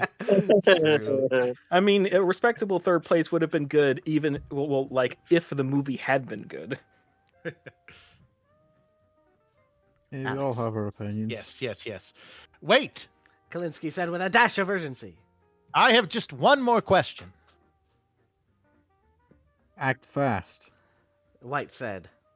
before I hang up. Click. Fine. Kalinske said. I was just wondering if you might be able to tell me what the hell is this Mode 7 thing? That was the payoff for that bit earlier. Yeah. How long is this chapter? It's too That was long. sure a payoff. That was All sure right. a payoff. All right, we're wrapped up for reading for tonight. Yeah, that was some epic things. We learned gamer speak or whatever it's called, and we learned everybody's preference for burgers, and a Yeah. whole lot about the Super Mario Brothers movie, which you never wanted to know. I was Brahms, and so can you. I can leave you on the note that in the end of 1993, Super Mario Bros. The movie did beat. It came in 74th place in the end for box office, just ahead of Another Stakeout, but slightly behind Coneheads. Now, you see, that's a movie I've seen. I'm sorry. There were some great Come on, there were some great 93 Rock them. movies. I thought that's And I would likely to, it is a good thing to at least know that there are no Google results verbatim for Hedgy Wedgie, so that's why. Is hedgywedgie.com taken? The latest Sonic fan site. Hedgywedgie.com's gotta be taken. Well, I mean, You I mean, fool, you you're- broadcast that over a live stream. Now it'll be Well, I taken hope- before we can secure I our hope so. future. I hope someone sleep spends it out for the YouTube upload. no, you do not want the kind of people that will want the domain hedgywedgie.com. I mean, the Sonic fandom's already cringe enough. Like, I don't think it can go beyond. I'm just surprised it's not something dirty. Oh boy. All right, so what did we learn this time around, folks? What does Blake J. Harris put in your mind?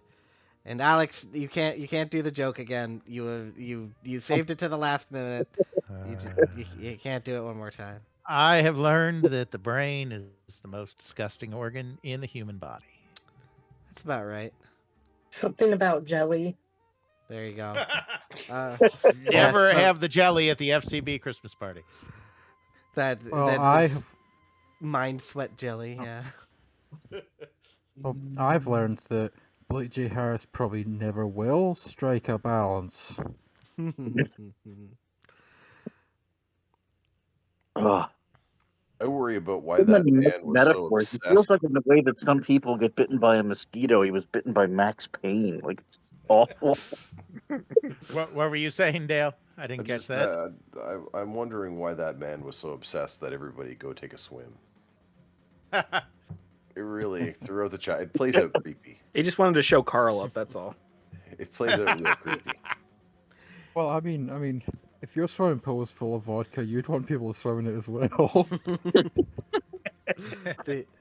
I think he's just casting aspersions over the people he couldn't interview. So Arakawa gets to be made out to be almost a sociopath in some ways. But how can you hate him? I don't know why, but the whole swimming pool thing just reminds me of that Australian Prime Minister who got lost at sea, and in his honour they named a swimming pool after him.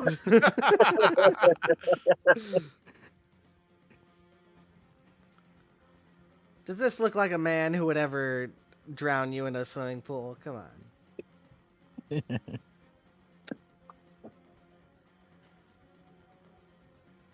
Oh yeah. Come on. Yeah, police found the body at early the next morning Happily. in the That's pool. the face of someone No, that just he looks like a man who can hire people to do it for him. Yeah. Oh, he wasn't in town at the time. While he watches. Just puts it A on great guy by all accounts. And Harris was trying to capture some of that as best he could without the interviews. That people really did like him and appreciated working for him. Wafatiti asks, it's not directly about the book, but I have to ask, has anyone watched Air, the 2023 movie about the business marketing guys who made Air Jordans, the Just Do It campaign? It's the one Ben Affleck CEO and marketing the Matt story Damon. that got turned into a Hollywood biopic. Like Harris, it was aimed for with this book, but came and went with little fanfare. Is it any good compared to Console Wars? I mean, there was this trend for a little while, like that of brand movies. So, some people put Tetris in there because like it's not about the creation of Tetris, it's about the marketing, or the getting of Tetris to different methods of distribution. I forget what other. No, it's about how the KGB almost caught Hank Rogers in a honeypot. And Flamin' Hot was another one, which is just made on a made up story. Yes, and, Decca lied. And another one, Blackberry, which I never even, I didn't even know existed. But so what'd you think about I saw Air? the one on Blackberry. Air was pretty good. I mean, it was junk food. It was, it's not like the best movie ever, but it was, I didn't feel the time was wasted watching it. I haven't seen it. I heard it was very entertaining. Yeah, I enjoyed it.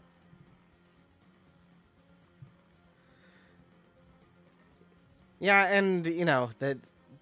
I mean, the criticism of it is like it's not about what people are creating; it's what marketers do to like they're the important part in the chain. Is kind of the message of the movies, and in a way, Console Wars would be a little bit about that, but at the same time, like the core of the Console Wars story is a good story. It's not like. I don't think that telling the story of Sega's development team, if you told it as a movie, would be anywhere near as interesting as this. Because there's a lot more drama in this. And people, taking chances and going head to head and stuff. I respect marketers and executives. Not all executives, I should be clear, but Where do you stand on oligarchs? well, we can't stand on them. We only stand underneath them. So. Well, they stand on us, so exactly that was the idea of the joke. No, they don't. There's our Big Brother metaphor again. No, they don't. They pay people to do that for them while they watch. Oh boy. The Founder was another one. The Founder's a good movie. That one is like directly confronting the idea, like these people created it. That's not in that group of brands. Yeah. That's the McDonald's one, right? Yeah. Yeah, it's entertaining. Yeah. It plays with the timeline a bit, but like it gets the feel of it correct, Yeah, it's a vintage piece, and Keaton is actually wonderful. Of course, Keaton's wonderful. Come on. I know. He's Batman. And Beetlejuice. That's true. Want to get nuts? Let's get nuts. That's we watched that movie again 30 years later with my kid, and has it been 40? However long it's been, and boy did it get a pass back in the day. It's hard to explain to the youth of today. Oh, Beetlejuice? Yeah, the musical actually. Batman. Oh, sorry. I haven't rewatched Beetlejuice. I did rewatch Beetlejuice like about 10 years ago. I think it stood up largely because it's an oddity. But the Batman movie, in terms of its presentation, was really dated and cringy in some ways, but it was also Yeah. difficult to explain that, like, after that movie, then every movie that came after it that was an action movie was shot differently and shot like it. But man, Yeah. it looks bad in some cases. Yeah. Some I, cases, I will it looks- always, despite some of it being a bit slow and ridiculous, I will always go to bat for Batman Returns. But the okay. first movie, yeah, because Batman Returns at least is committed to the craziness. Like Right. it knows what it is. It is to the detriment of marketing, Hey, ironically. hey, the first movie did really well at the box office. I guess we can trust this Tim Burton guy. We don't need to watch over him at all for the sequel. Exactly. 2 years later, I've made a This fast terrible food tie-in mistake. won't come to bite us in the butt at all. That's exactly what happened. And then Tim I- Burton's laughing all the way to the bank as he goes out to Exactly. the other studios and getting his stuff made. Yeah, but apropos for the Mario movie discussion, it was very much in the same mix. You know, this kind of slightly dystopian, darkish future sci-fi kind of Yeah. deal like Yeah, that. I have It was no a trend idea. of the time. Yeah, I have no idea why they were trying to make Mario of all things cyberpunk, but there was a lot of movies that were putting that in there for no reason. You know, the Lawnmower Man, redirected that towards the CGI and everything for no real good reason. Like it was just the thing people were doing. Blade Runner is a very obvious inspiration on the Super Mario Right, Brothers right. movie. Blade Runner, it's Max Headroom, and it's an unlimited amount of cocaine. Yeah. When you put those three things together, oh yeah. And what do you think the mushrooms are? Oh, Yeah. Just a fungus. I don't know. I mean, I rewatched Max Headroom, and I think that a lot of that still holds up in the original iteration, the 20 minutes into the future version, which is more like Max is barely a character in that. It's basically more of the satire is more front and center than it even was in the TV show. So such a strange oddity of a film, and early, like you said, early 90s stuff. Like it's very like. We did not it seems like Hollywood just did not know what it was doing with genre stuff at all. Nothing had crystallized really. Yeah, I mean, Dick Tracy, which was brought up earlier, was like the first attempt to really, like, we're trying to capture silliness in a comic book movie, but, whereas Batman, I don't think was really Batman is less serious than The Dark Knight, obviously, but it was trying to, like, here's the replication of, the spirit of the comic age, and they fumbled that real hard. And would continue I guess- throughout the rest of the 90s, Well, I at least admire Warren Beatty's persistence in holding on to the Dick Tracy rights, but that's Yes. Oh my goodness. And Well, I mean, guess like, I'm not- yeah. oh, Remind me to tell y'all about the story of A Thousand Fingers of Dr. T and how that film Yeah. went about. oh yeah, the Dr. Seuss written movie, right? The Banana- one film that he made in his lifetime, which Yeah. had a similar trajectory to Super Mario Brothers in many ways, Polly alert. entirely Polly alert. ruined his Kitty cam. prospects and taste for Hollywood, and basically Oh, bye. created the rest of his career. Okay. Oh, Oh, Rage has okay. cat. No, Well, okay. she just left.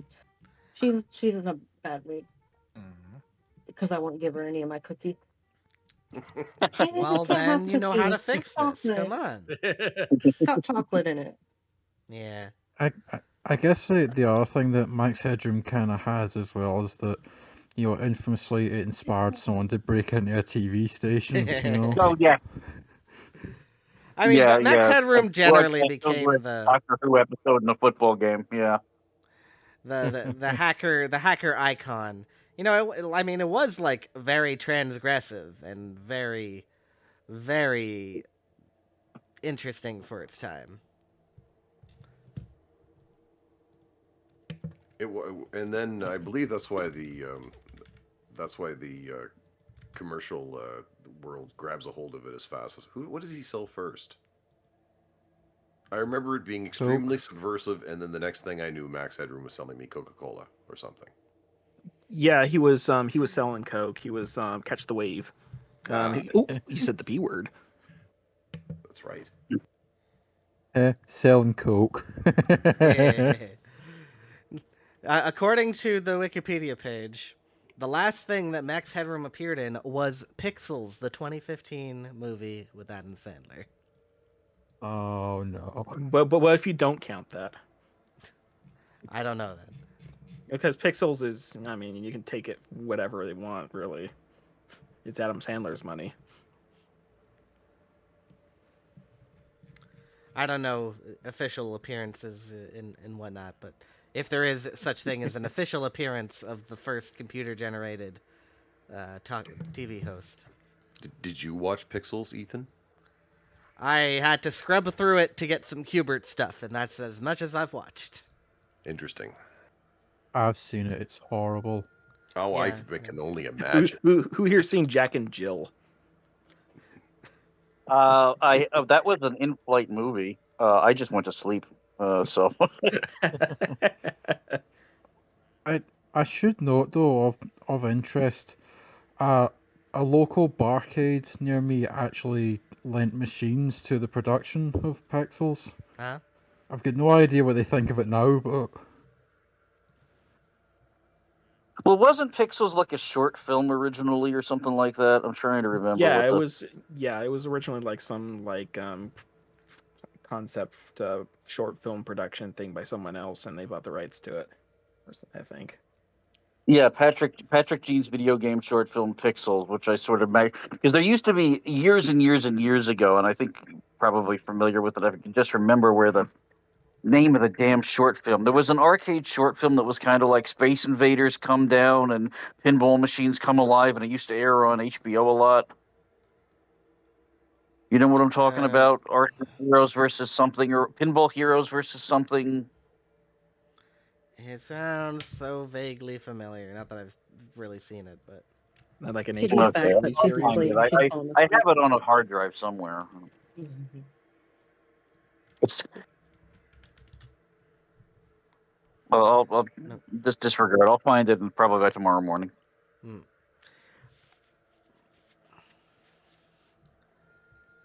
There's a very sleepy according kitten. to Yudosai, the short film that had there's a short film that had a similar presence, but I can't find it anymore. I think it might be lost. Remember, if you ever see anything, save it, for lost media can occur at any time. Oh, yeah. it's here it is. It's yeah, Arcade Attack Silver Ball Heroes versus Video Invaders is the one I mean. That sounds very. That's the Silver name ball of it. in the air, see it glow everywhere. You post the link in the voice chat. I do not remember if it was suitable for work or not. I don't think so, but I'm not 100% sure. Okay, Yeah, I that think caption I is scrubbed through this. disproportionately Big. Yeah, I've seen it before, but like it was. Yeah, I'm just sending it over to you to decide to see if that was what he means. Draw blood. Way Draw older blood. than what he saw. Oh, it could be. There's the other one with all the game and other brand characters driving around the town. But McDonald Land, I think that one was called. But it's not the only. Yeah, that's another thing. That's on Criterion of all things. But anyway, Only Yeah, the it's best. hey, listen, Lawnmower Man's on Criterion now. The Criterion channel, like, they have their 24/7 channel, and they just smoke drugs from 12 to 6 on Saturday mornings. They'll put the worst shit. Coming soon to Criterion, Super Well, hey, Mario you know, Brothers. Preserve history, right? I would actually pay for that. Like, if there was a Criterion edition of the 1993 Super Mario Brothers movie that tried to, like, untangle all the he said, she said, and have production materials of that would be very interesting. It's on. She's ripping my arm apart. Yeah. Oh yeah. Boy, that cat really wants a cookie. Ow, it hurt. Oh yes. Rage is getting raged on. She affection, but also attack. Oh, You have to get some. don't clip her nails. Oh, she attacked good. Ow. You can't. Draw blood. It's Draw blood. really hard to see. All we can see is the cat's Dale, tail. stop It looks encouraging like they're being violence. torn to shreds, Rage. I know this. I have my When coat. those back claws get into you, it's hard to. She's done. She's done with us. She ran away. And it's That good to was have at awesome. least worn sleeves. Yeah. Good job, Holly. There's a little bit of blood. Excellent. The film I saw started with a couple jogging and randomly entering some giant, shady, empty factory in the middle of nowhere. They enter a building and are forced to play Pong, among other 70s and 80s arcade games in real life. ? It was very low budget. I think they got cursed and had to stay there forever or something. From between 2006 and 2011. So if you know, leave it in the comments of the video. Yeah, I am not familiar with one from 2006 2011. I know there's like Arcade in the 90s with Emilio Estevez, that one short film with the Bishop of Battle and all that. That's another one. But I wonder if it's on that letterbox list that Rage has of cyberpunk movies. Let me pull up that list for you. Yeah. See how much more bad crap we can find off it. All of it.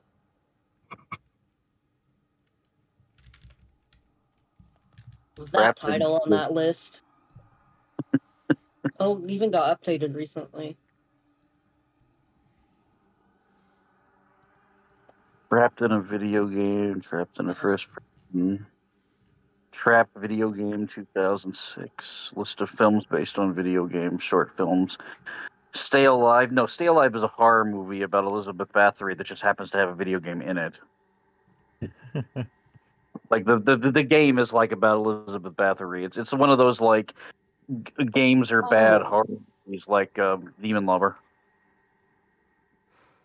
So basically, only about as involved as Shakma. I think I know what one you're talking about, but I can't remember the title. Well, everybody will have to search this list, and I mean, we were steadily going through it anyways, so maybe eventually we'll find it. Saw one of the worst movies I've ever seen off this list, so. That was the one that was shot at the ski resort thing. Oh yeah, Oh, yeah. Mount Terry Lodge. If you want some bad movies, we can find you some bad movies.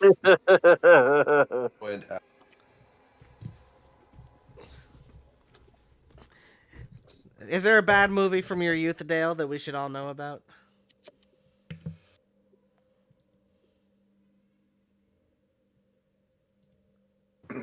Uncanny Annie. I wish I could take you back to the brief 80s 3D phenomenon that happened. And you'll get things like, I believe Jaws 3 was in 3D. Mm-hmm. Oh, yeah, there was a Jaws 3D. Oh, is that the one with the very slow shark that breaks the glass? Yes. Yeah. Oh, That's yeah. the one. As we have to watch Piranha 3D. Yes, Yeah. that Piranha was The third and Friday the Street. 13th movie, I Friday the believe, was 13th also... had one. Yeah. It's It was always a the third one because it's 3D. Because Yeah, it's that was 3D, the yeah. that was the That's when they give up on the script and they're like, here's a gimmick. Right, And exactly. later on, of course, you can also include Spy Kids and Shark Boy and Lava Girl if you wish. Spy Kids was in 3D. Yeah. The Spy Kids the third 3D, one. Game Over. It was the third movie. Oh, Right. nobody saw that. No, no, not that it mattered to Robert Rodriguez. No. He just moved on to his next project. Man, there's a lot of trapped in video game movies from the 2010s I haven't heard of. Labyrinthus, Sequence Break. Doesn't sound like it's either of those though, from what is being described.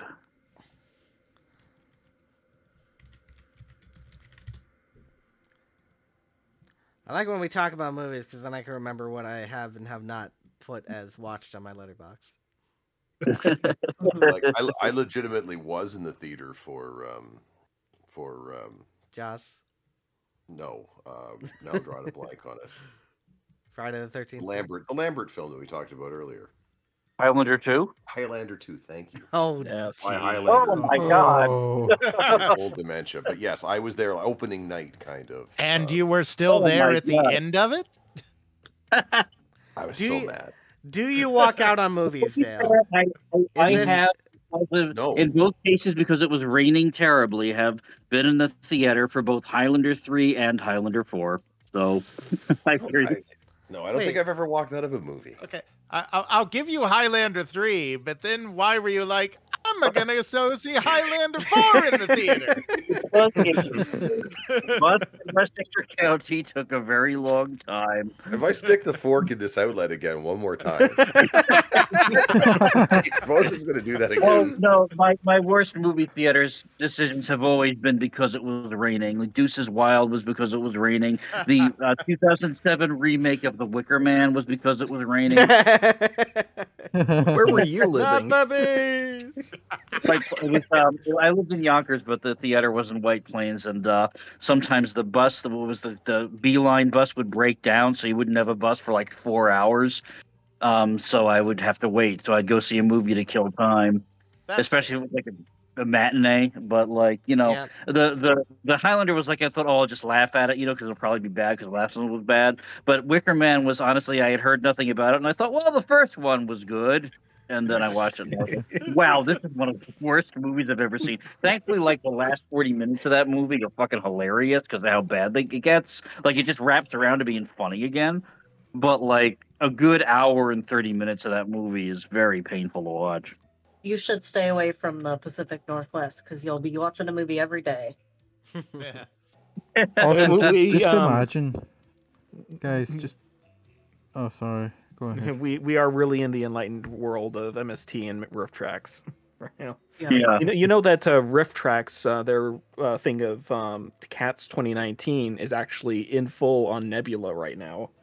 Oh.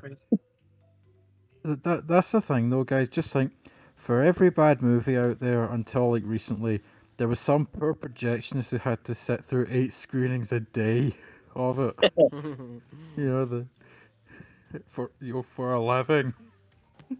I don't know. They probably could have at least had some headphones in and just like browsing some porn mags. Probably. I mean, not back in the day, No, you had to change the reels and stuff. right? You know, you just kind of time yourself. You kids know about the cigarette burn?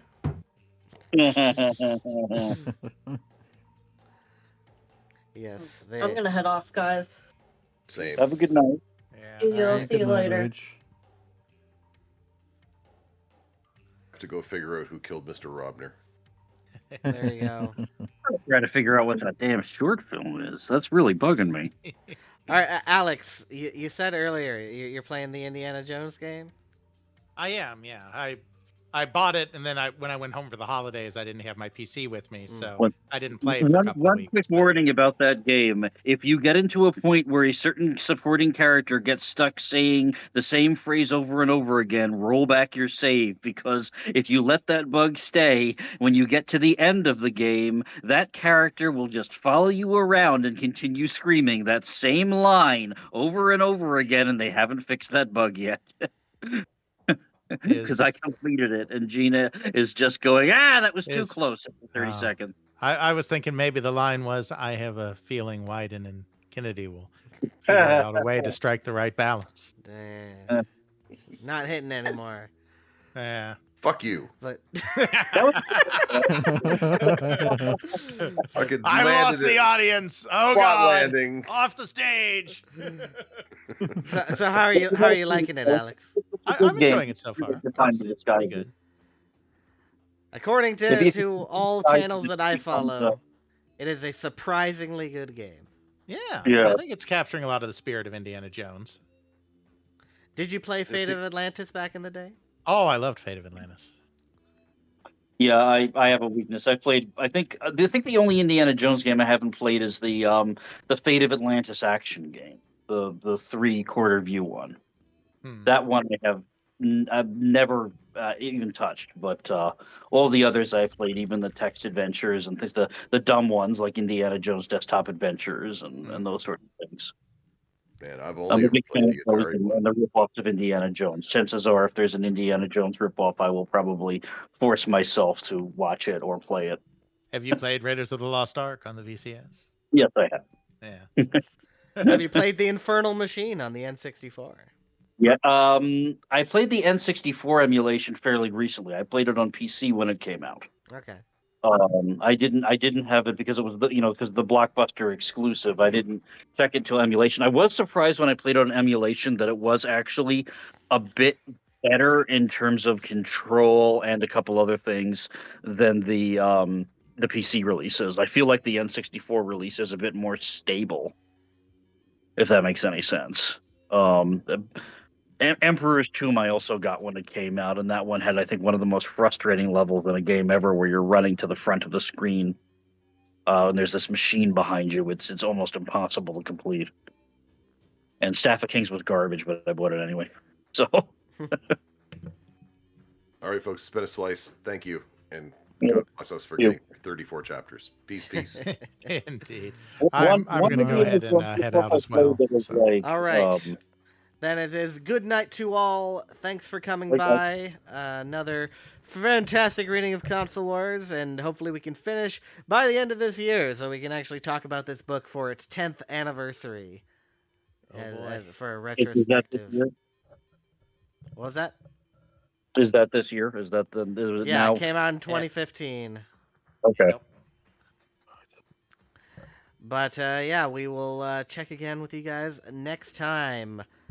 Peace and love to all. Good night.